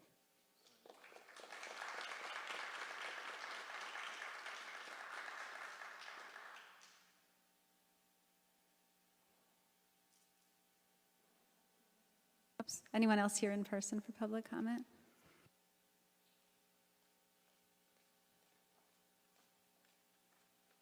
Good evening. This is Ms. Suleiman. I live at 7 Rocky Lane, Basking Ridge, New Jersey. I heard everybody comment and their reaction on this new decision. I have only one quick question on all of this. Was there any research done in the Bernards Township that these issues have happened in kindergarten to fifth grade students? I understand this is a state mandate, but the reason we moved to Basking Ridge is because we are paying a lot of tax and for this house is only because we heard that the school system is very good over here, which also means that kids are safe over here comparing to other areas. So if we're going to implement this change in kindergarten to fifth grade, my only question is that we would like to know if a study was done that you have seen a lot of cases coming out of kindergarten to 5, and there was really a need to make this change in this Bernards Township for all the sex and family education. Thank you. Bye.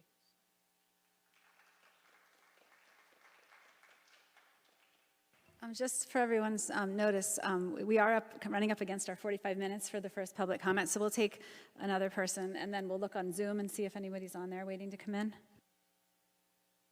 So I guess we can have 1 or 2 more people after you, and then we have to cut it off because we have a lot more stuff. My name is Donna Shaw. I live at 24 Constitution Way. I have a 7-year-old in Mount Prospect. She's totally confused with the media. She knows who she is. I went to NYU. My friends, when I was in college, were mostly, gay, lesbian, whatever. These were my people. And she's totally, I've explained to her what's up. She knows what her genitals are called. I think it's my job as a parent to explain to my daughter what's up with her body and who she is, okay? It's too confusing. She turns the television on, and I sit there, and she's like, Mommy, what is going on with this? And she asks me questions, and I answer her questions. Can boys marry boys? Yes, they can. They can marry boys, absolutely. I have friends that are gay, that are married and have children. It's not the normal thing, it's not what everybody's doing, but absolutely, and we love those people, we support those people. That's my job as a parent, okay? That's my job. And as far as all of the them, they, though pronoun stuff, I've had friends, I've known people that have gone through the change, but they didn't do it till they were way older. Way older. They went through puberty, they understood, they learned about everything. They had, you know, good families and whatever. And I guess what I'm saying is, I think it's just a little too early at 7 to do all this stuff. It's too confusing. I think high school, junior high, and I think the important thing is, as parents, we need to explain to people there are different people. People are different. If you're different, let me know. I'm here to love you up and support you. And, you know, you're safe here, and that's my job as a parent. Let them know how loved they are. Let them know their friends that I'm a safe person, whatever. But it's my job as a parent. And I just think it's a little too soon. And I didn't even know, I'm learning a lot coming here tonight. I didn't know all the vagueness and the lack of transparency.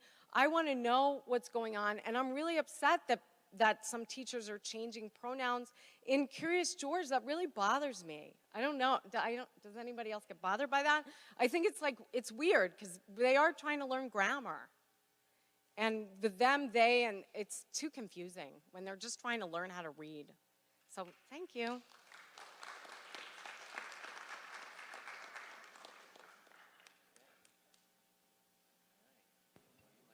Okay, so the two people that I can see are going to be the last two for this 45 minutes, but we have another public comment later, so people can still come up for public comment. Hi, Lori Salomon, 66 Summit Drive. I wasn't planning to speak tonight, but since I'm hearing opposition to the proposed curriculum about LGBTQ and it's too early, the only thing I want to know is, what does that say to children who have two mommies or two daddies? And when they come into school and their family is not acknowledged, what do we say to them? What do we say to people whose best friend has two mommies or two daddies? If we think it's too early at age 7, what does that say to children who are even younger? Thank you.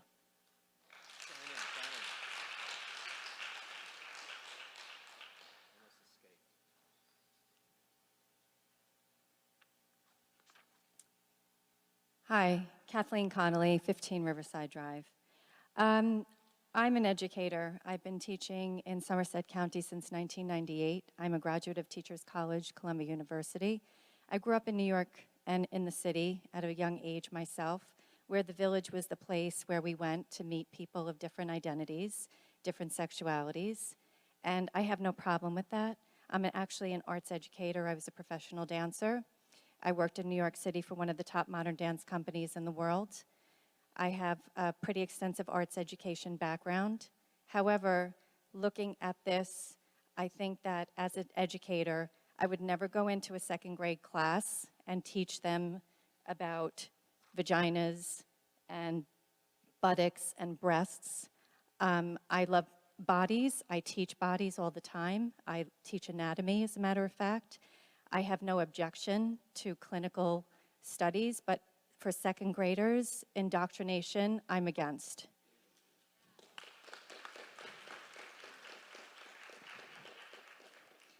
And I'd like to further say that I don't even think that this is as appropriate in middle school.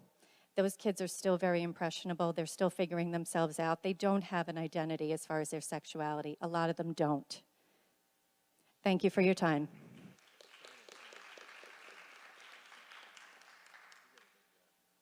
And is there anyone in the Zoom? I don't want to leave them out. Okay. So at this point, we'll close this public comment. Whoops, there are some questions that I think can be responded to, and a lot of feedback that we heard from all of you. Mr. McCarry, do you want to take a stab at a few of the questions?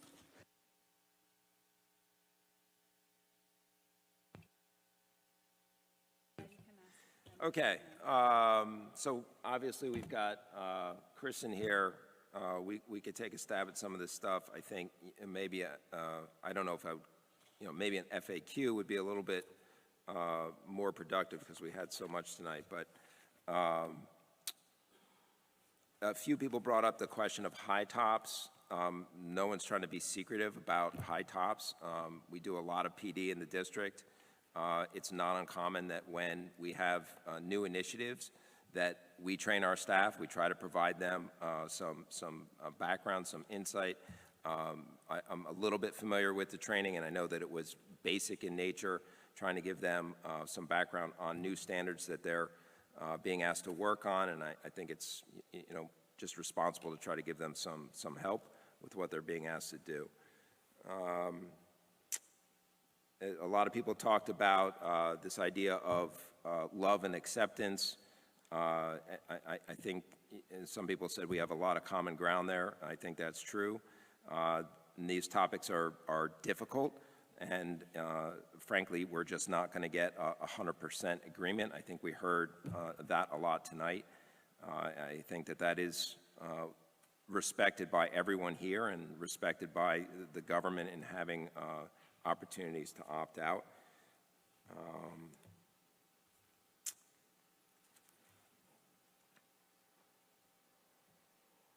There was a question about what does the state do if you don't follow the New Jersey student learning standards. I'm really not so sure about withholding state aid. I think that's probably unlikely, but we do get evaluated, and that happens every 3 years. We would lose some ranking, if you will, ranking in terms of the way we are evaluated by the state of New Jersey. We just had our QSAC scores for the last review, and I think that's where it would really be effective. A lot of people represented the idea of age appropriateness, and I think that's what we're trying to achieve, and there's just some differences, I think, about what people think is age appropriate, which is why I think we tried to highlight in brief in the presentation that we're moving topics to the latest age possible in the standard band, and we are trying to keep definitions very clinical without getting into a lot of description per se, to try to respect that perspective that we've heard tonight.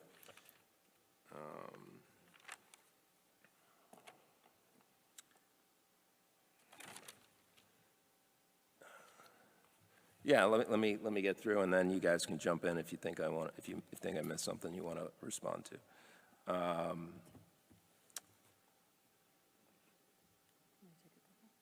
Yeah, you want me to go through, and then you guys follow? All right. A lot of folks talking about the importance of feeling accepted, and how that relates to mental health.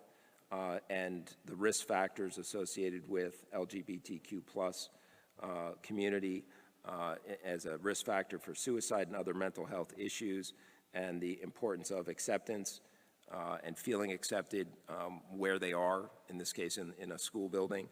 I think that's definitely comes through as an important aspect in what we're doing in the health curriculum, and I see it throughout a lot of policies that we look at in terms of things like HIV and suicide prevention.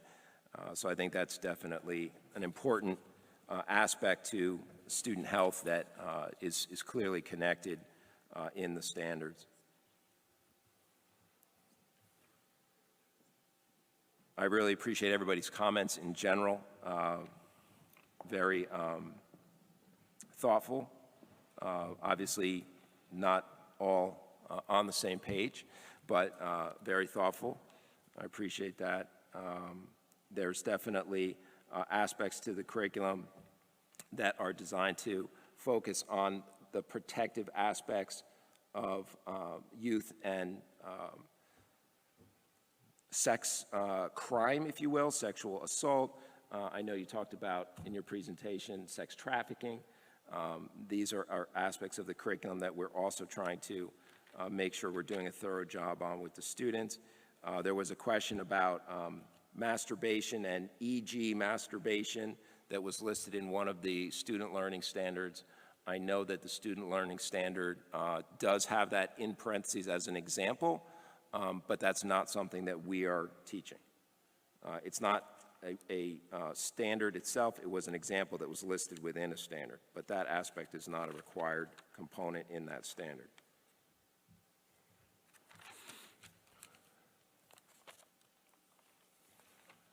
A lot of people talked about home versus school.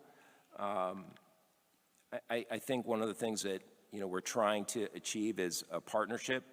Obviously, the raising of a child happens in both places, and we need to work together as a team to do the best that we can for our kids at large. And the way that that happens, it's not going to get 100% universal acceptance on every item. I think we understand that. But it is regardless of where you come from, it is a team effort. We're a community. We're a little bit of a home in and of itself every day, right? And we're working with the kids 6, 7, 8, much longer hours every day, depending on the activities that the kids are in. So, we're a home within they're a second home, if you will. So we need to be partners in that and do the best that we can to work together. And the other thing, just listening to, understanding curriculum in and of itself it is a living, breathing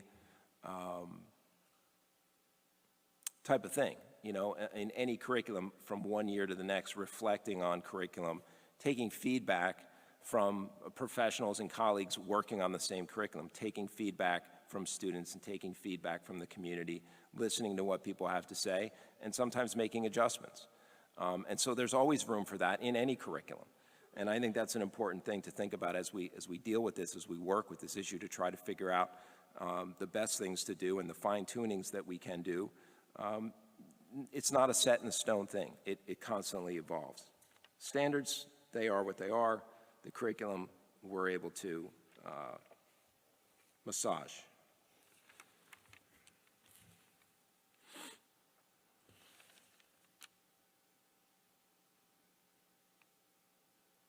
A couple people referenced the golden rule and things that we can agree on, and I think we are. The fact that everybody's here, right? You guys care, and I really respect that, and I'm really glad we had a good turnout tonight.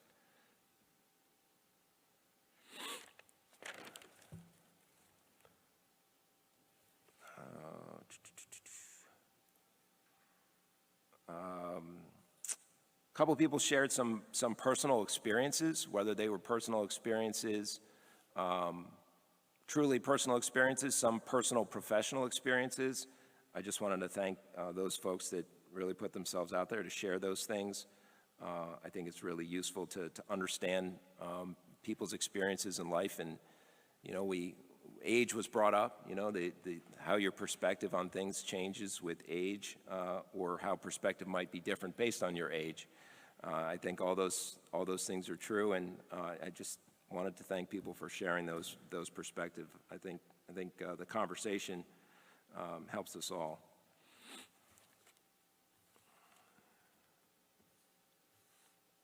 There was somebody I think was asking about sex education for kindergarten students, and you probably wanted to speak to that a little bit. The only thing we're talking about is naming body parts in the second grade. Some of the things I think you raised were really happening in 5th, 6th, 7th, 8th grade. The confusion issue and the media, yeah, I've seen that a lot. Turning on the TV caused a lot of confusion. And that's kind of all I picked up on. Kristen, if you want to jump in on anything else. Sure, I just have a couple things. I'll try not to repeat anything you might have said. There was a couple of specific questions I think I can address, but the first thing I would say is that You know, the teachers who worked on this committee are dedicated professionals. I'm extremely proud to have worked with them. They care about your kids, and they are doing the right thing by your kids, having taught them for many years. They are sensitive to these topics, and the training that was provided was to help them navigate things that are in the curriculum, like terminology. Mr. Markarian said an introduction to the vocabulary, but also to navigating students in their classes who are gender fluid, questioning LGBTQ, and they are in all of our grade bands, K-5, 6-8, and 9-12. These children are in classes, and we teach them too, and we want them to be included and respected. So part of that training is helping teachers to navigate that very difficult situation for a child who is struggling. That's what we want to support our teachers with. There was a question about them sharing some resources, and yes, they did share some resources with teachers asking for help in thinking about how to navigate some of these questions. But with any resources that would ever be used in class, we have procedures and policies that teachers follow before ever using them. So they would be vetted first. But it does help teachers learn about what's out there, think about how to meet their kids where they're at, but they would never be used without going through the proper channels. Someone asked a question about opting out and what will happen. Where will they go? To the principal's office? That will depend entirely on how many opt-outs there are. If there is one child in a classroom that's been opted out, they may go sit in the principal's office. But if we have a larger number, we may have to do something else where we would need some other staffing for them, space, right? And those considerations are going to depend on the numbers that we get, which is another reason for the form. Mrs. Marcus, you did ask a question about the grade 2 curriculum, and I want to tell you that it hadn't been updated the way I said it had in my presentation. So it has been updated now, so I sort of thank you for that. But that change actually was a change that was made following the BT Connect meeting. So I just want you to know that a lot of double checking has been happening and will keep happening, but that change has already been made to reflect what I did show in the presentation, and that change was made based on feedback from the parents who were at that meeting and who participated in the survey and who've talked to me personally throughout this process. So I do appreciate that. I think there was one more. One parent talked about creative things being used by other districts, and I think in our meeting we talked about those as well. Some of those we are in fact using, and we talked about those tonight. There are home connection lessons associated with every content area, including sex education and family life, that will be used by teachers, but it's a combination, not strictly being sent home. Some of the other creative, I urge you to think carefully or read carefully when you say what some schools are doing, because as you've said to us, the devil is in the details. And when you go on some of the sites, what's being called an opt-in may not really be an opt-in. So if you look at the way that information is being collected, I would challenge you to reconsider what that really is. As to whether we are changing pronouns and what did maybe occur in that training I was there, they were not asking teachers to change pronouns, but rather to respond to the students in their classes and respecting students who tell them what their identity may be and respecting them that as their truth and giving teachers some tools to become comfortable with that in their classroom. It wasn't about changing the curriculum. It wasn't about changing what they can and cannot use in class as pronouns. It was responding to the students in their classes and helping the classrooms to be more comfortable for all students in all of those groups. I think that's it, Mr. Markarian. There might be more we could maybe address later. Yeah, and just as a follow-up, before I had one or two things that I wanted to say, but anytime, if you did ask a question and you didn't get a complete answer, we have a lot of questions, like you can see tonight, and we have a lot more stuff to cover in the meeting, so we can't necessarily get everyone all of the information they want. If you follow up with an email, we'll make sure that if you're looking for specific information, we'll get it to the right people to get that information for you. There was one question about budget stuff and the reserves, and I would, I guess, plead with you, because we have such a large agenda tonight, to come to the meeting on October 3rd to hear about that, because we will be talking about the capital reserves and the whole history of how we got to where we are now, and where we're going forwards from that. And we will be getting details about the date for our DEI report out to you pretty soon. It'll be this fall. We just don't have the exact date yet, but it will be a community Zoom, so that everyone can hear what the report says, and then there'll obviously be follow-up discussions after that. I think that was it for now. Okay, so now we're up to approval of minutes. There's one item. Would someone make a motion for that item? Mr. Salmon, and someone else's hand up there? Was it Mrs. Gray? Okay, could we have a roll call on those minutes, please, Mr. McLaughlin? Mr. Salmon? Yes. Ms. Schaefer? Yes. Mrs. Gray? Yes. Mr. Singh? Excuse me, Ms. Singh? Yes. Mrs. White? Yes. Ms. Light? Yes. Mr. Khanna? Yes. Ms. Hira? Yes.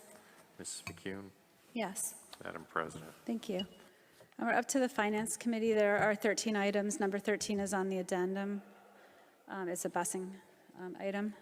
Would someone like to make a motion for those items? Mrs. White and Ms. Schaefer. I have a Finance Committee report, which I guess I'll read out before we vote on those items.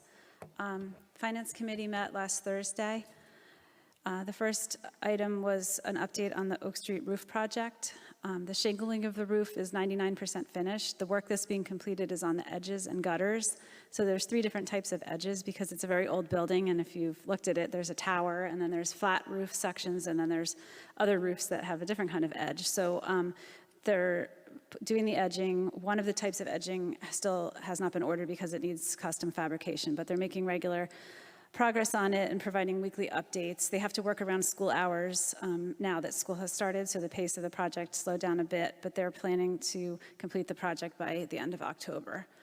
The second item was we had an update on the fields, the idea of looking at the drainage and potential turfing or resodding of Varsity Field. We had a consultant from French and Perella who came through. He came to the August Finance meeting, and then he took a walk around the property to get a sense of the property, the drainage situation, and field conditions.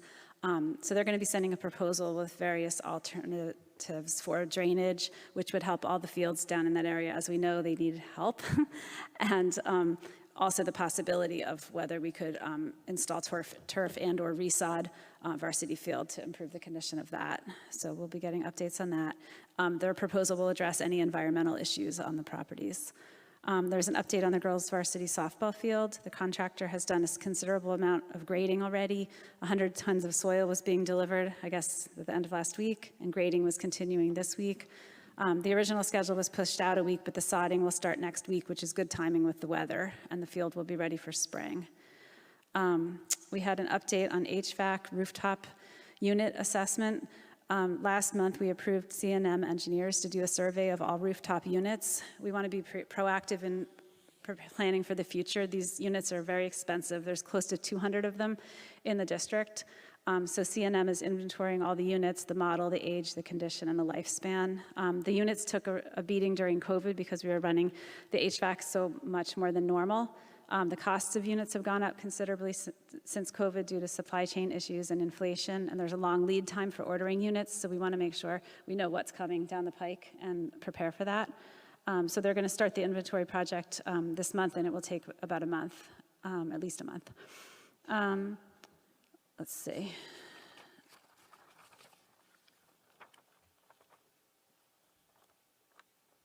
We had an update about our getting another report from the demographer, Dr. Grip, that we used in 2019. A lot of changes have happened since then and a lot of house turnover in our town, and we want to get an idea of whether the estimates that he provided at that point are still accurate. I mean, so far we've been kind of going along pretty much as he predicted, but we have seen a lot of houses turn over with small children and babies moving in, so we want to make sure that we have accurate information going forward. So we're going to have Dr. Grip come to the October Finance Committee meeting to discuss the options in the proposal. There's different add-ons that you can get, like a housing turnover analysis, which I think in our case would be very important to have. And then we just went over the agenda items, which are on the agenda for tonight. So items 1 through 3 are standing items. Item 4 is professional development. Item 5 is a generous donation from the Cedar Hill PTO for enhancements to the art room. So thank you to the Cedar Hill PTO. Item number 6 is a donation from the WAMS PTO for enhancements for the school, including picnic tables, beanbag chairs, technology, and other items. So thank you very much to the WAMS PTO. Item 7 is a hold harmless agreement for lights and equipment that we're borrowing for free from the county for the Ridge Marching Band competition. Items 8 and 9 are services required by IEPs, and items 10 to 12 are tuition for ESY and regular school year. Does anyone have any questions? No? Okay, could we have a roll call, please, Mr. McLaughlin? Mr. Salmon? Yes. Ms. Schaefer? Yes. Mrs. Gray? Yes. Ms. Singh? Yes. Mrs. White? Yes. Ms. Light? Yes. Mr. Khanna? Yes. Ms. Hira? Yes. Mrs. McCune? Yes. Madam President. Thank you. We're up to the Personnel Committee. There are 35 items. Would someone like to make a motion for the 35 items? Mrs. Gray and Ms. Light seconded. You have a report, right? Yes, we met on September 16th and discussed personnel and staffing items as far as publicly reporting. Unfortunately, tonight when we vote in a few minutes, we're going to accept the resignation of an assistant principal at WAMS. As we've seen from recent enrollment trends, our student population is declining, and based on the demographer's projections, we expect the decline to continue. Accordingly, the district will not be posting an open assistant principal position at WAMS. However, the administration will work with Mrs. Hudak to plan for appropriate supports to assist with duties at WAMS that will remain when the current AP leaves. And that is the only item I can publicly report on. Okay, thank you, Mr. Salmon. Could we have a roll call, please, Mr. McLaughlin? Mr. Salmon? Yes. Ms. Schaefer? Yes. Mrs. Gray? Yes.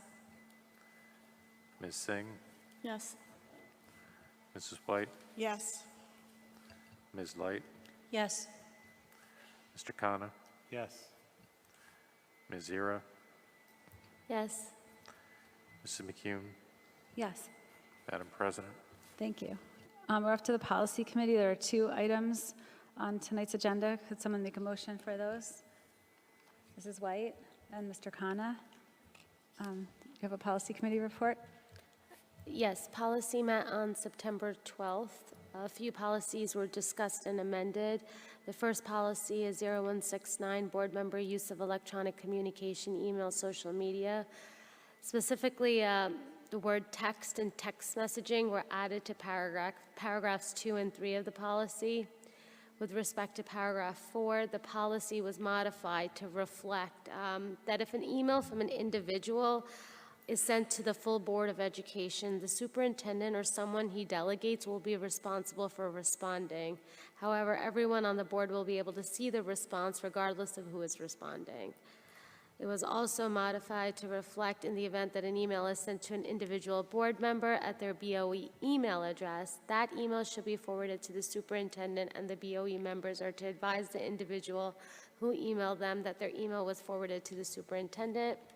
If a BOE member receives a board-related email to their personal email, for example, their Gmail account, they may respond, but they have to make it clear that they are responding as an individual and not in the capacity of a board member. As to paragraph 5, a line was added to state that board members may not directly contact district staff administration on matters related to board business unless authorized to do so by the superintendent.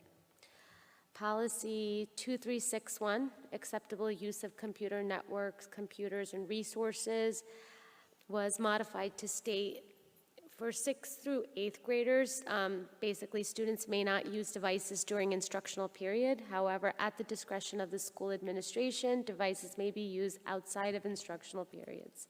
For 9th and 12th graders, the policy was modified to state that except for classes, courses designated by the school administration, students may not use devices during instructional period. However, again, at the discretion of the school administration, devices may be used outside of instructional periods.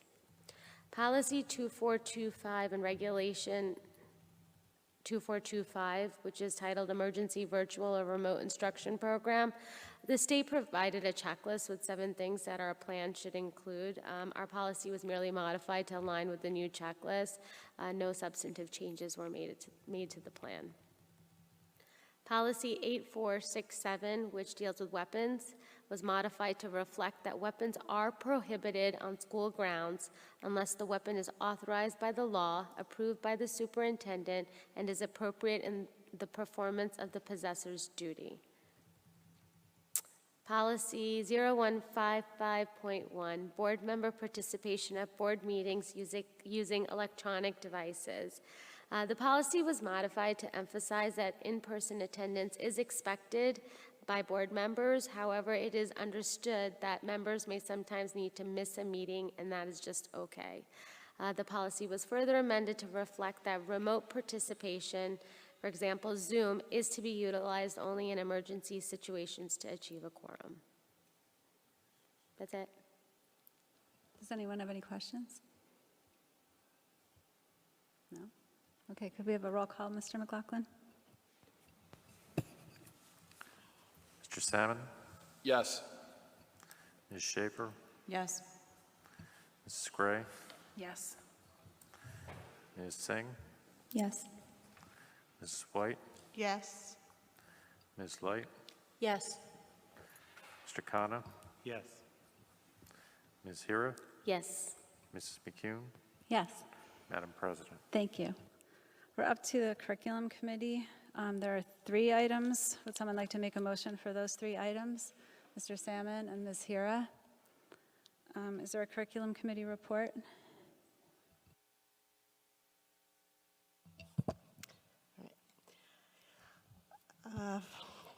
There were curricular revisions were performed during the summer of 2022, resulting in a discussion with members of the Special Education Department to change the name to better reflect the art course at William Annan. The course name will be changed from Creative Arts to Integrated Arts. A goal has been to integrate students into the CBAT program into general education courses, and this will allow for the goal to be achieved. 1 cycle will be spent pre-teaching content and skills to students, and the following cycle, students will then be integrated into the general education art cycle classroom. We also have a few textbook adoptions. Mr. Terry shared the recommendations for the new textbook for the 9th grade CP Global History 2 and Honors Global History 2. Teachers at Ridge reviewed textbooks over the summer. The CP course has used a textbook from 2012 and was in need of a current book.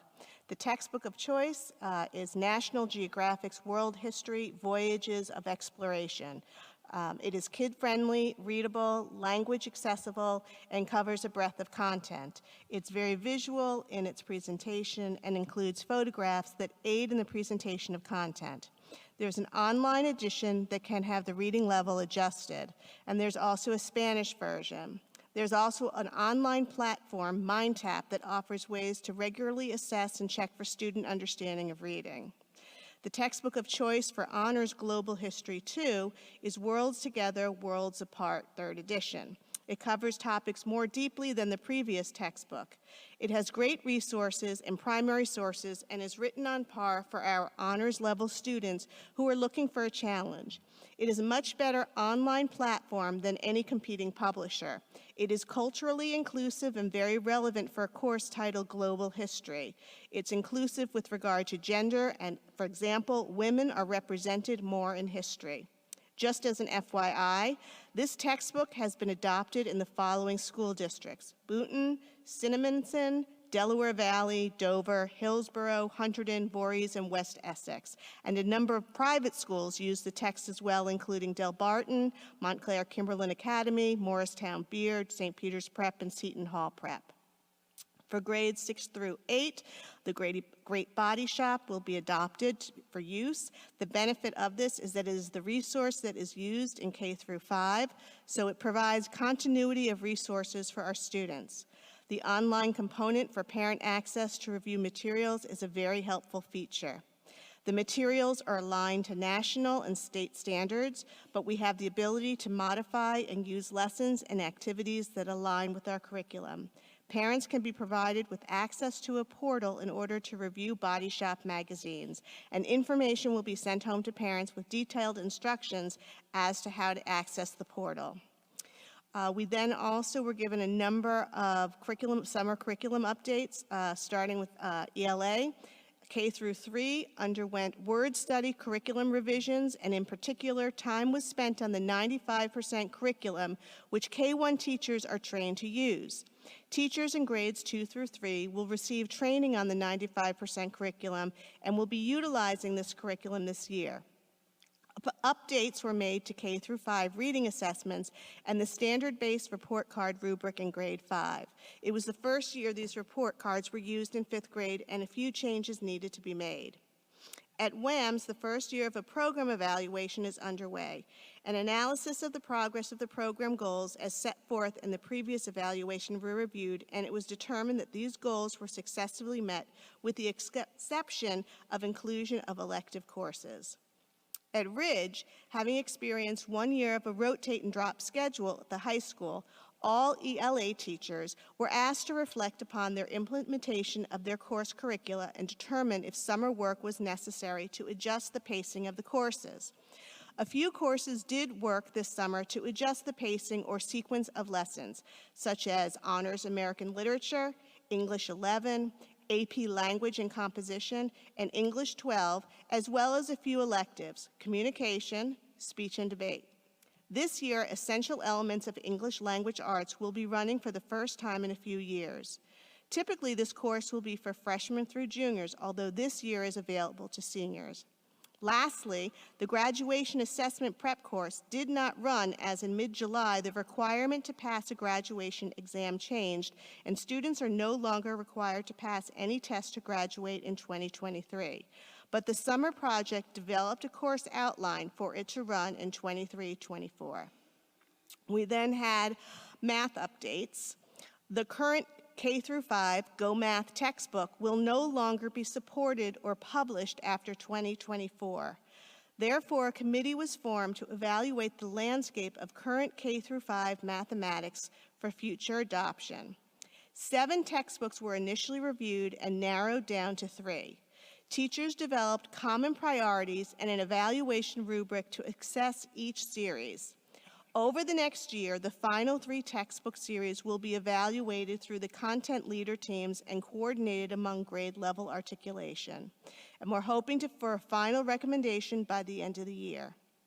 The Accelerated Math 5 curriculum was revised based upon completing the first year of implementation. Some tweaks were made to the scope and sequence, and Rubicon curriculum documents reflect updates. The courses Algebra 1, Geometry, and Algebra 2 were revised following the first year implementation of the recently purchased Envision Mathematics textbook. Rubicon was updated based on the revised scope and sequence, mapping of cross-curricular technology, and 21st century standard inclusion. The second year of the curriculum review is underway. The Introduction to Computer Programming is underway and will be running 3 sections for a full year at Ridge. A course agenda with detailed lessons for each unit was created. Finally, conversation has continued on analyzing and thinking critically about the 6 through 12 mathematics program. These discussions about best practices and goals will be ongoing throughout the year and finalized upon completion of student and parent surveys. Last spring, Lisa Vitale came to speak to us about the 95% data for phonics grade 1 from the fall and the winter, which demonstrated much growth in terms of students meeting benchmarks.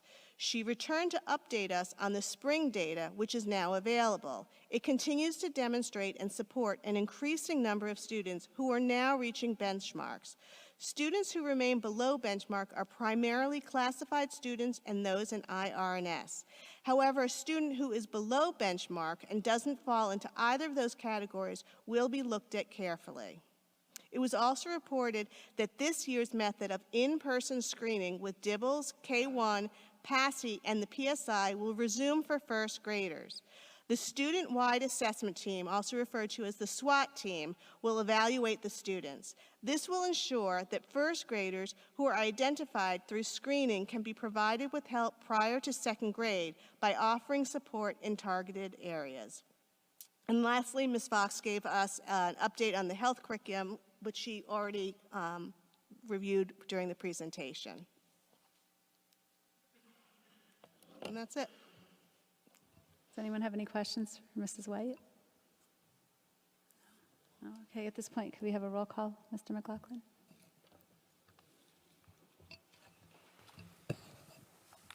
Mr. Salmon? Yes.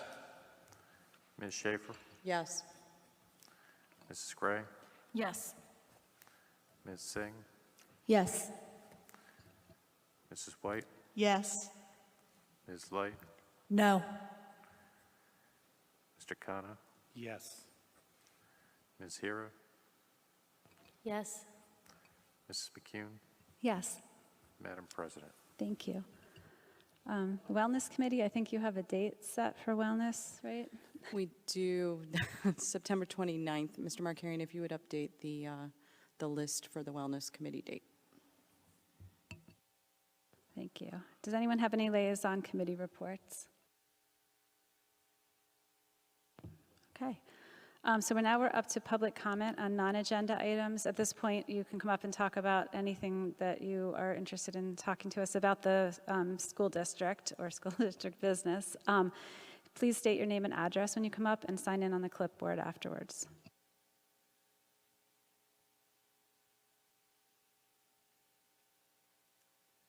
Joan Bannon, 191 Patriot Hill Drive, again. I just wanted to say that all four of my children graduated through the school district, from the class of 2008 to class of 2022. And I can tell you, their college admissions people that I went and spoke to all recognized what a great school district this was. So I really just wanted to thank the school district, the former members of the Board of Education, Mr. Markarian, and all the teachers who have made this school district what it is. I'm going to give out a shout out to Mr. Shello. My oldest son did his Ironman and came in like 21st out of, I don't know, a couple hundred people his age. My youngest son graduated from Providence College, a successful lacrosse career. My other daughter is with a large philanthropic organization. And what I'm most proud of, and what I hope that, that you can be most proud of, is that my daughter Samantha, because of the teacher she had in the school district, is now a high school math teacher. So thank you.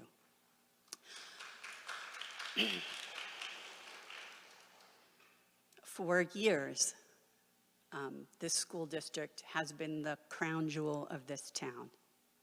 I came here because my oldest had learning disabilities. I knew this was the best place for him. It helped keep property values up as well. My greatest concern is that what has always been a nonpartisan committee is changing. And I really think that's not in the best interest of our kids, of our school district, or of our property values. Last but not least, I wanted to thank Karen Gray. I'm sorry to hear that you're not running again. You would have had my vote and many others. So a heartfelt thanks, and know that I'm not the only one who feels this way. You have a lot of supporters. Thank you.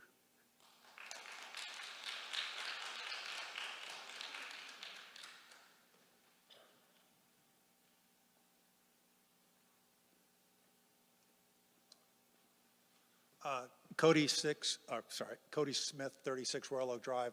I just want to note you did not answer my question about on the Personnel Committee about whether Erica Blackman, a candidate for the board, is employed or otherwise under contract by the school district.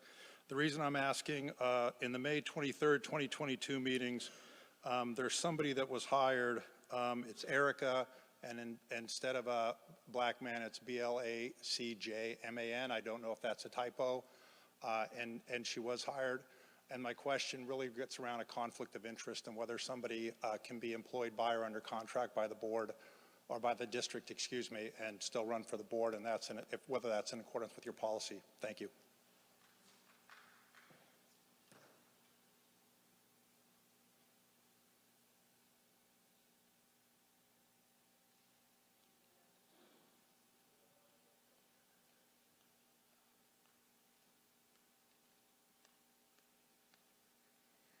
Annika Forzani, 45 Dawn Drive. I just wanted to echo Ms. Bannon's comments. Really appreciative of the work done by this board and the administration. And I'm also concerned about a lot of the commentary, in some cases fake news, that's going around to try to kind of rile people up and make this more political than it should be.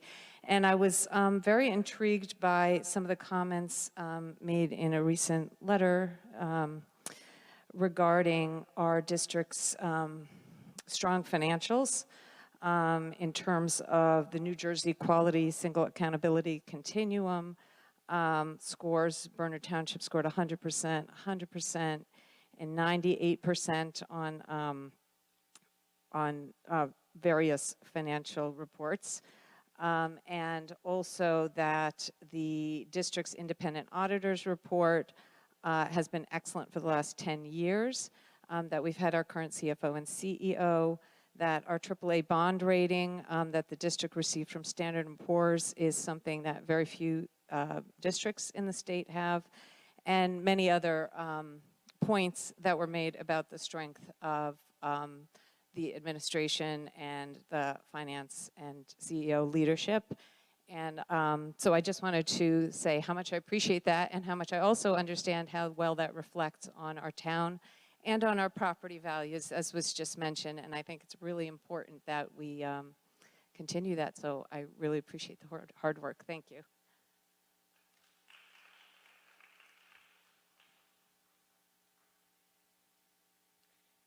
Hi, Jennifer Dorward, 22 Cherry Lane. I didn't get a chance to make a comment before regarding the curriculum, so my comment is related to that.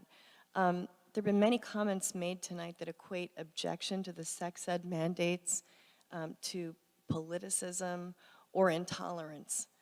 You know, I think that teaching anatomical words for body parts is not inappropriate. The question is, what are you teaching about those body parts? Much of the state-mandated curriculum is sexual in nature, and normalizing conversations about sexual pleasure related to those anatomical body parts with adults who aren't kids' parents is a slippery slope, in my opinion.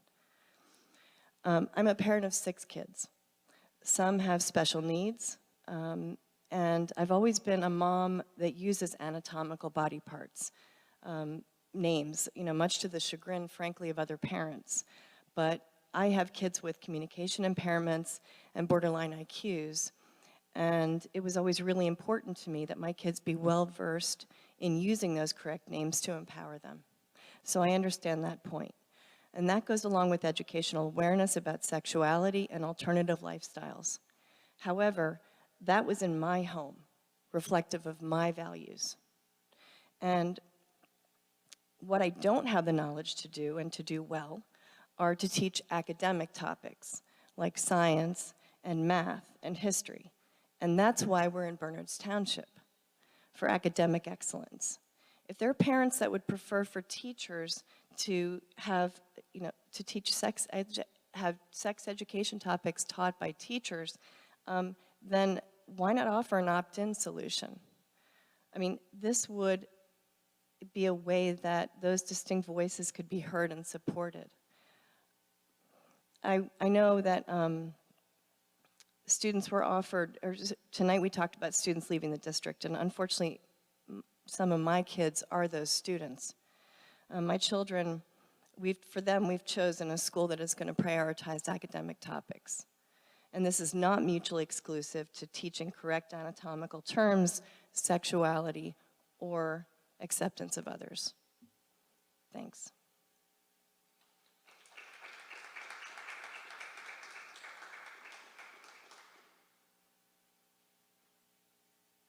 Are there other people for in-person public comment? Is there anyone waiting in the Zoom? No? Okay, last call. Okay, I'll close public comment at this point. I'll address the one question about conflict of interest. We don't talk about specific staff members or personnel at Board of Ed meetings, but many of us were substitute teachers when we were running for the Board of Education. And I mean, Sherry Adams is one of our board attorneys. She could chime in there, but there's no conflict of interest unless you're like on the Board of Education. Right. Sitting board member may not receive compensation or have a contract with the board, with the district, but it doesn't apply to people who are in the capacity of a candidate, so.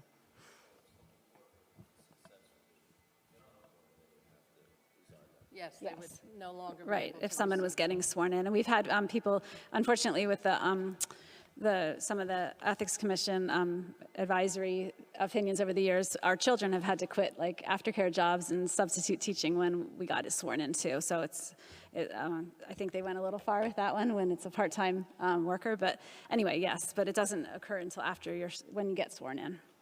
Mr. Markarian, did you have anything else from those public comments?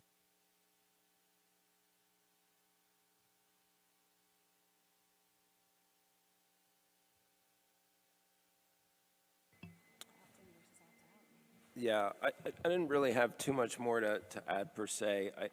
I wanted to, I know, I think it was Mrs. Bannon just spoke a little bit about being excited that one of her children is now a high school teacher. And I just wanted to recognize the teachers and appreciate all the public comment that we've had in recent months, even tonight and at other meetings, about the professionalism of our teachers. And I heard the word indoctrination used, and somebody spoke about, anytime you teach children anything, you could say that's indoctrination. And I, as far as the health curriculum goes, I wanted to say that, this is a really difficult job for our teachers. And I know there's a ton of support out there for our teachers, and I would just ask for that support to continue for our health and physical education teachers in particular.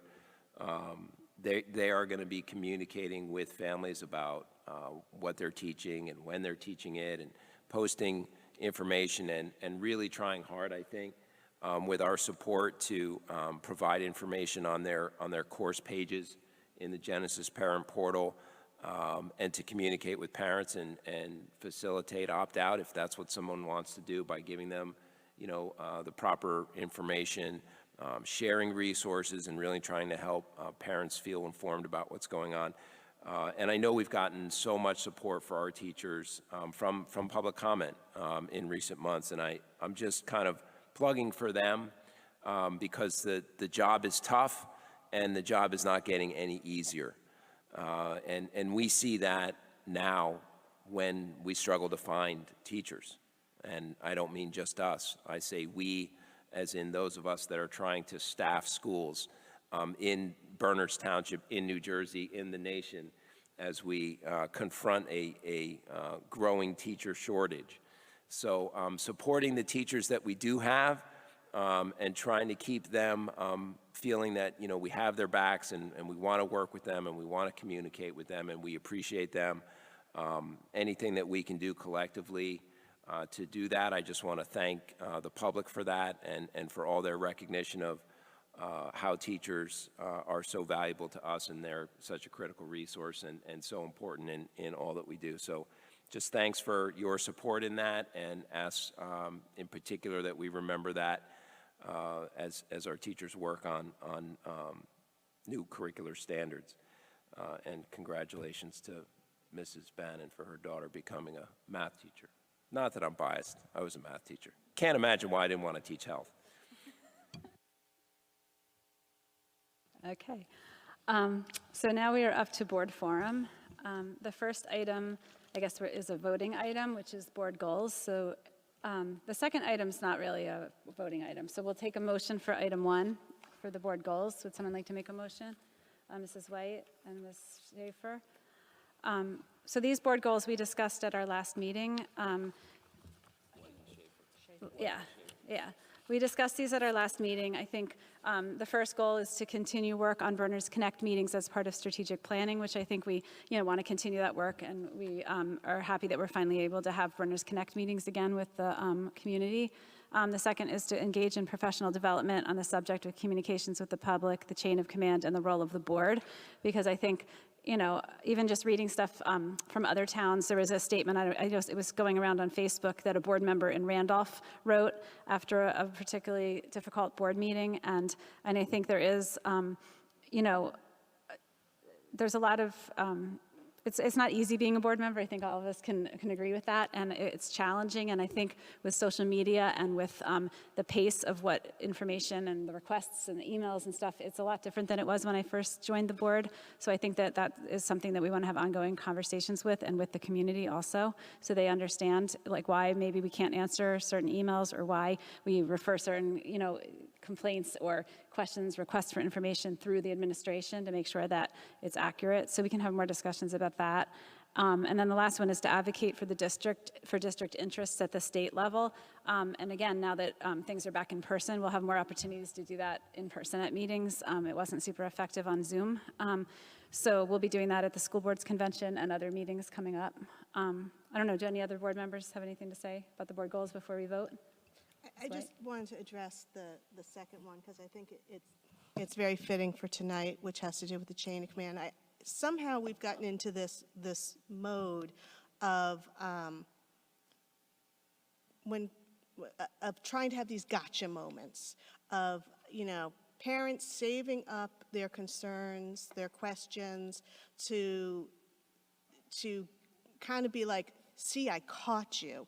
And I find it a little bit mind-boggling, because look, I have questions when things come up, and I follow the command and the chain of command. And if you have a question, if something's going on in your child's classroom, don't wait to come to a Board of Ed meeting that maybe once a month or twice a month to have that gotcha moment, like, aha, I caught you in something. Follow the chain of command. If it's something that upsets you, go to the teacher and ask the question. It doesn't mean you can't come here and say, this came up and I did go to the teacher, I just wanted to bring it to your attention because I'm concerned about it. But this mindset of saving up complaints and bringing it here, I feel like we need to really work on changing that. And I think really the chain of command is the best for kindergarten, preschool, kindergarten, all the way through 12th grade. There has to be a better way than just saving things up. If you're really concerned, handle it. Like, send an email to us if you have to after you've gone through the chain of command, but don't wait on something that is worrisome to you or upsetting to you or makes you angry. I mean, it's not helpful for your kids. It's not helpful for other students in the class. It's not helpful for your parent friends. And I don't know what that mentality is, but that has changed over the years. So I hope that with this goal, we can really get to kind of ending that cycle and making it much more productive when there are concerns that come up. Karen? I just kind of want to piggyback a little bit on what Mrs. White was saying and add on the subject of the proposed goal number 2 in terms of communications. Communication's always a two-way street, and I would encourage the same reach out in the same way that Mrs. White was talking about with regard to your student and what's going on in their classroom. If you have questions about what's going on at a district level, please do reach out to the Board of Education members. Reach out to the board as a whole, or if you know someone, contact them and then help them direct you to someone who might be able to best answer your question. But don't believe everything you hear at the bus stop or the ShopRite or wherever you happen to be or on social media, because we saw tonight how quickly one of the speakers said, if someone starts saying they or them in the Curious George book, and by the end of the public comment, someone was saying, how can you be teaching this in the Curious George book? It's like a living, breathing example of how quickly misinformation or information morphs into misinformation. So please come forward directly to people who can help you find the information you're looking for, and not rely on scuttlebutt and rumor and innuendo, because it doesn't end well for any of us. So I hope both sides can improve communication together, because as much as this board and the administration and the staff want to improve communication, it has to work on both sides. Okay, anyone else? Okay, so I guess we'll take a vote on item 1, Mr. McLaughlin, which is the board goals. Mr. Salmon? Yes. Ms. Schaefer? Yes. Mrs. Gray? Yes. Ms. Singh? Yes. Mrs. White? Yes. Ms. Light? Yes. Mr. Khanna? Yes. Ms. Hero? Yes. Mrs. McCune? Yes. Madam President? Thank you. Okay, the second item on board forum is the board self-evaluation. So board members filled out the self-evaluation in the summer, and we have our summary report from School Boards Association that our field service representative, Gwen Thornton, compiled for the board. So I know there were some copies. Are there? There were copies down there. I don't know if people all took them before. Okay, so so the entire board participated in this process. We basically rated ourselves on different areas of what the board does: policy, instructional program, board operations, board superintendent relationships, board staff relations, and finance. So the recommendations or challenges and solutions or whatever that came out of the report, I thought kind of coincided with our board goals pretty well. Because one of them talked about communication, right? Expanding your opportunities for community engagement and expanding your outreach to the community. That was a theme that came out in the self-evaluation. And so that is kind of like our one of our board goals. Building a more unified team around your shared vision for all students in the district. So I think, again, that's a communications kind of issue with the community, and trying to include all the stakeholders. And we'd love to have student participation. Hopefully we can get lots of students to come to the BT Connect meetings too, because I think that's really valuable. Some of the challenges that the board identified in the self-evaluation, one of them was continuing to maintain the vast array of academic and co-curricular opportunities for all students while being good stewards of taxpayer monies. Inflation, transportation costs, and unfunded mandates will continue to present additional challenges in the coming year. So that's part of our big finance discussion, I guess, that we'll be having. There was continuing to enhance safety and security measures for students and staff, ensuring that all students are supported in their learning needs past COVID. And then it suggested areas for the board. Board goals are supposed to be something that the board can work on. So these were like the challenges and solutions that I just named that the board members identified that our district has. You know, that the district, and that we see as board members, the district trying to struggle with. But then the recommendations for areas for additional board focus and professional development was developing a shared understanding of the role and function of the board, including the importance of chain of command, which just happened to be one of the board goals that we had already written. Assisting the community in understanding the nature and role of a nonpartisan Board of Education that is responsible to the whole community through its work in policy development and oversight, rather than administering the day-to-day operations of the district. And clarifying roles and expectations, processes, and procedures, as well as development of the entire board team, should assist in improving the board's effectiveness. So I feel that, like, I don't know, for people that came on kind of during COVID or right before COVID, I feel like a little bit of our role, you know, got a little muddied during COVID because there were so many decisions being made so quickly. Some of the procedures about like how everything has to get sent through a committee, you know what I mean, and things like that kind of fell by the wayside because we were in like survival mode. So I think it'll be good for the board to like kind of get back to like the way a board is supposed to work. And other people chime in, I'm done talking.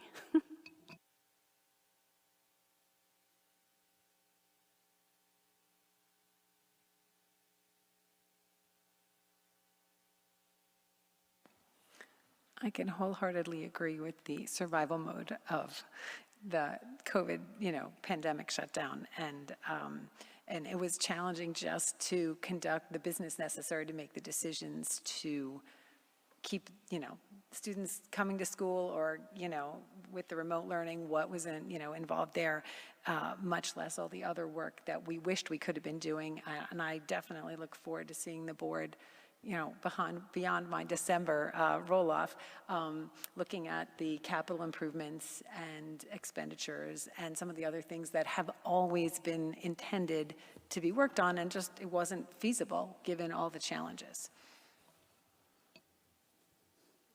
I wanted to add, on the flip side, I think as a parent, I started paying more attention to Board of Ed meetings because of COVID.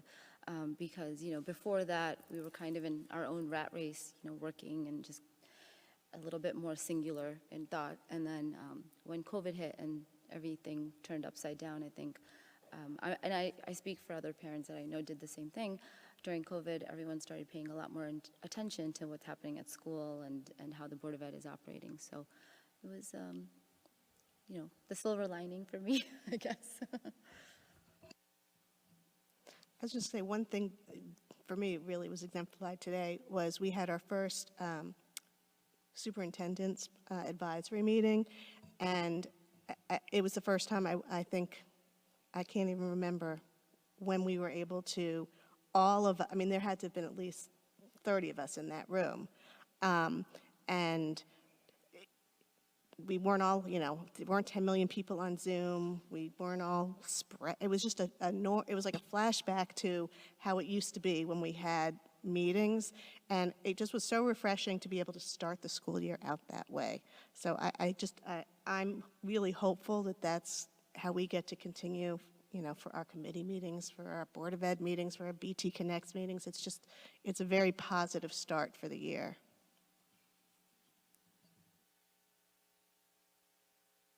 Okay.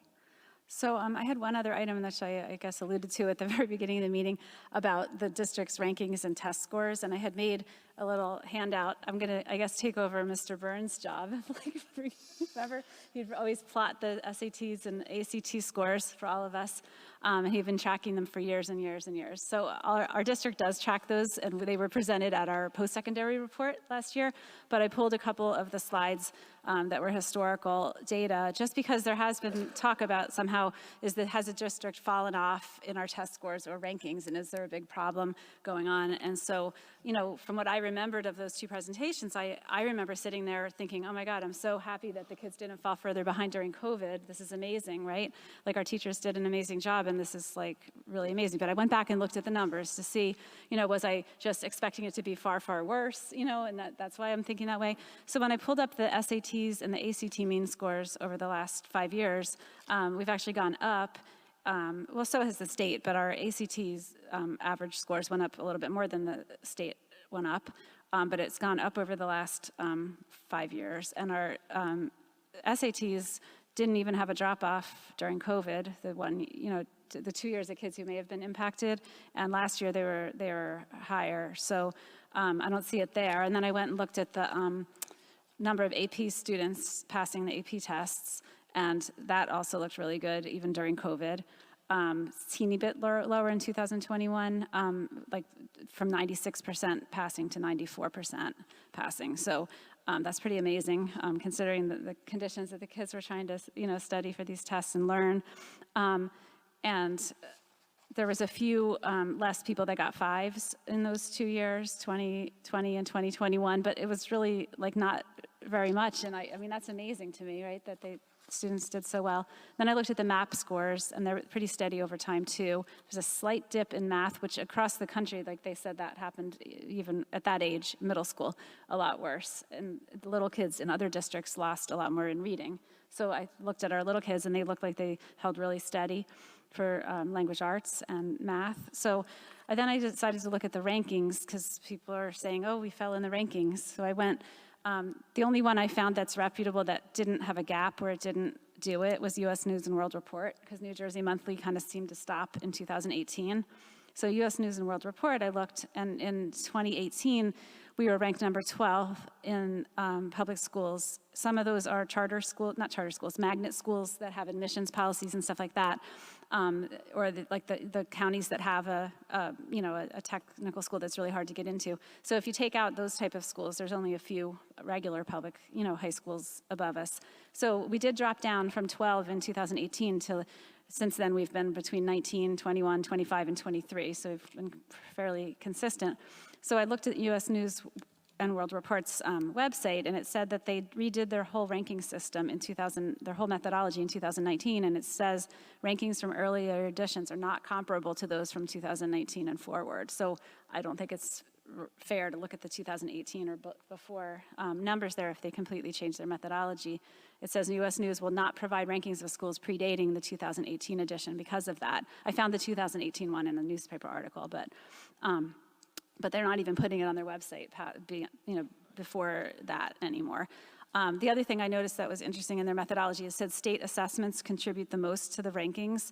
And we had large numbers of students opt out of state testing in this town, and we understood why parents were doing it, and we knew that it could affect our rankings. If in other districts were pressuring parents to take the tests, that was one of the reasons. They said, oh my God, our rankings are going to fall, it's going to affect our property values. And there was some talk of that here, but we don't know exactly how it may or may not have affected our rankings, but that's something to keep in your mind, because we did have one of the highest opt-out rates, of high schools, especially on like the science assessment and different ones. So who knows how that affected rankings. So the other thing I wanted to mention is some of the schools that, some schools, and you see this with the college rankings, and Suzanne could jump in here anytime because we could talk for hours about this, but there's ways to manipulate your rankings, and some of the things that schools can do to make their rankings look good is to make more kids get 5s on AP tests, so that you could have a pre-test to get into a class, or, go ahead, Suzanne. Well, just restriction of the number of students who are allowed to take APs. So we don't tell students if they take an AP course that they can't take the AP test just because we don't think that they're going to pass. So some schools will do that. But the ranking manipulations, U.S. News and World Report is trying to sell magazines. So they manipulate the data every single year so that things change. Otherwise, it would be very boring and they wouldn't sell any magazines. So basically what I'm saying is, we don't get too hung up on the rankings because we don't want to make decisions about whether or not our students can try to challenge themselves in an AP class, or whether we're going to force them to take an AP exam, even if their college isn't going to take the credit and they don't want to go take the AP test, because why should they if they already got into college and they can't use the credits? So we don't try to manipulate kids into choosing courses or not choosing courses, or taking tests or not taking tests based on rankings. We are trying to do what's best for the students. And so, we feel that it's okay to let a kid try a class, even if they might not get a really high grade. If they want to be in there and they can get by, you know what I mean? We're not going to tell them, no, you can't try that class. So anyway, that's just stuff I had to say because it was bothering me. Anyone else? I just want to say, you had mentioned earlier, I had reported out last spring about the K-1 for summer remediation. And last spring, Lisa Vitale had come and presented to us that they had done all of their assessments of the students to determine who would be invited to participate in the summer intervention. And the numbers were much smaller than they had been the previous year, and that's because they had been able, the teachers had done such a brilliant job of getting the students all where they needed to be and catching them all up, because obviously kids did fall behind during remote learning during the worst of the pandemic. But last year they were able to get them where they wanted, so that for the summer, the students primarily who were participating were the ones that were already identified and classified either through having IEPs or by IRNS. And again, that's what I had reported earlier this fall, again, when we talked about that they're back to doing the in-person working with the kids, but that they know that it's important to know the little kids are doing well, just as well as the big kids. And one other thing to just add to piggyback what you said and Robin said is, I think one of the things that makes our district so special is that we recognize that it's okay for kids to try courses that they might not get an A in, but they want to challenge themselves and they're okay with that. Not every district does that, and we've had a lot of conversations in the past 5 years about lowering what the, required grade to get into some of these challenging courses. And it's a whole philosophical view, and we really feel like if students are willing to put the time and the effort in, and they're okay that, it doesn't have to be an A. A B is fine. A C is fine too. Like, it's just that whole philosophy of, are you getting something out of taking this course and challenging yourself? And I think it's something I'm really proud that we allow our students to do. Karen? Just to follow that, we're on the subject of giving that opportunity to try a course that we're not sure we're going to get an A in. I'm going to put you on the spot, Kristen. It used to be just several years ago that Milburn, which is, the school district that lots of folks are comparing us to, as we always have, required a certain grade or to test into an AP course, and they limited the number of students. Do you know if that's still going on? At Milburn? Yeah. No, I don't know what their policy is for AP. Okay. I can find out. I was just curious, Yeah, no, because I don't. that's a It really... varies and it changes. It's sort of hard to keep up with. No, I understand, Yeah. and I know I was putting on you on the Yeah, spot. no. I'm sorry. If I knew, I would but tell you. I think Mrs. McCune brought up a really important point. It's really great to make comparisons because we're comparing to other wonderful districts, but everything isn't identical in all of those places. School districts like Montgomery, another very comparable school district to our school district, they don't do everything exactly the way that we do, and students don't necessarily in another school district that we might look at some analysis like this say, oh, well, they're doing better than we are, but the student sample size maybe, or sample group might be composed of different students, only A students, or only students who passed an admission test. So I appreciate that that came up here. Anyone else? Okay, I think we're up to adjournment. Would Wait, someone like oh, to make a motion? Robin, I'm sorry, I didn't know can I Oh, just, sorry. I have something I do Oh, yeah, want go to ahead. mention. Sure. And this is just sort of something that really has come up, I guess, tonight with, and I appreciate all the positivity, and I'm glad we're ending on a really good note, but just sort of this whole idea that, the passion from the audience today about the New Jersey health standards from all sides was really notable. And, we've already noted that parents have concerns about units. They can easily opt their students out for those lessons, and they have that choice, and we support that wholeheartedly. But what concerns me are two things. First, that a group of community members who don't want their children learning certain areas about health and sexuality and who will be able to opt their children out of the curriculum want the district to ignore New Jersey standards and not teach this to any children. They're actually promoting a lack of choice for parents and giving no one the opportunity, the idea of giving no one the opportunity to get this aspect of health education in public education. And I worry about where that stops. The same ideas behind censorship and pulling of books in the library, censoring textbooks, censoring teachers. And mentioned this evening by Ms. Light were new questions and suspicions about appropriateness and opting out of history and science curriculum. This is a big concern. Second, some of the concern about the health curriculum, not all of it, but some, is focused on the inclusion of LGBTQ in the health and other curricular areas.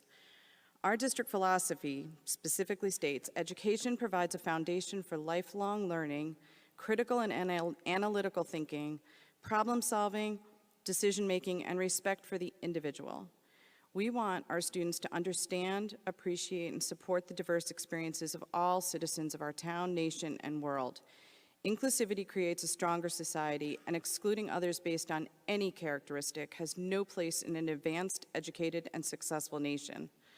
I believe we should continue to stand against any attempt to remove or ignore representation in our curriculum and schools. Our students deserve better. Anybody else? I have a comment that I want to follow up, similar to Suzanne's concerns. You know, I think hearing from all the parents and the community members tonight was really helpful, because I think that it made me realize that there's actually a lot of divisiveness in our town, and I've known that for a while, but this is such a hot topic button right now that I think there's a lot of passion and care behind all of these parents who are coming. So I'm grateful for all of the varying opinions that we heard tonight. But I do also, I guess my question, I'm really proposing a question, like, how do we figure out how to get to the middle, right? I mean, you have people on one side of the argument, you have people on the other side of the argument. So how do we figure out like a common ground? Because this is going to directly impact all of our children. So whether parents opt out or they opt in, you know, other kids their friends will be doing something maybe they're not doing, or they'll be learning terminology that maybe these kids are not going to learn, or that some kids will not learn. So I feel like we have to figure out a way to get the community all somewhere on the same page, and I'm not sure exactly how to do that yet, but I feel like having conversations, eliminating the whole process of telephone where you hear one thing and it turns into something completely different, you know, that's the transparency that we need to have. We need to make sure that everybody who's involved in this curriculum knows exactly what their kids are learning. And I think there's a lot of confusion out there, you know, just from having conversations with members in the community lately. I feel like there's a lot of misconceptions, and it doesn't stop here. I mean, it's about so much stuff. So I guess just kind of demystifying a lot of that. And I do leave with the question, like, it's a confusing thing. You know, where do we figure out how to meet?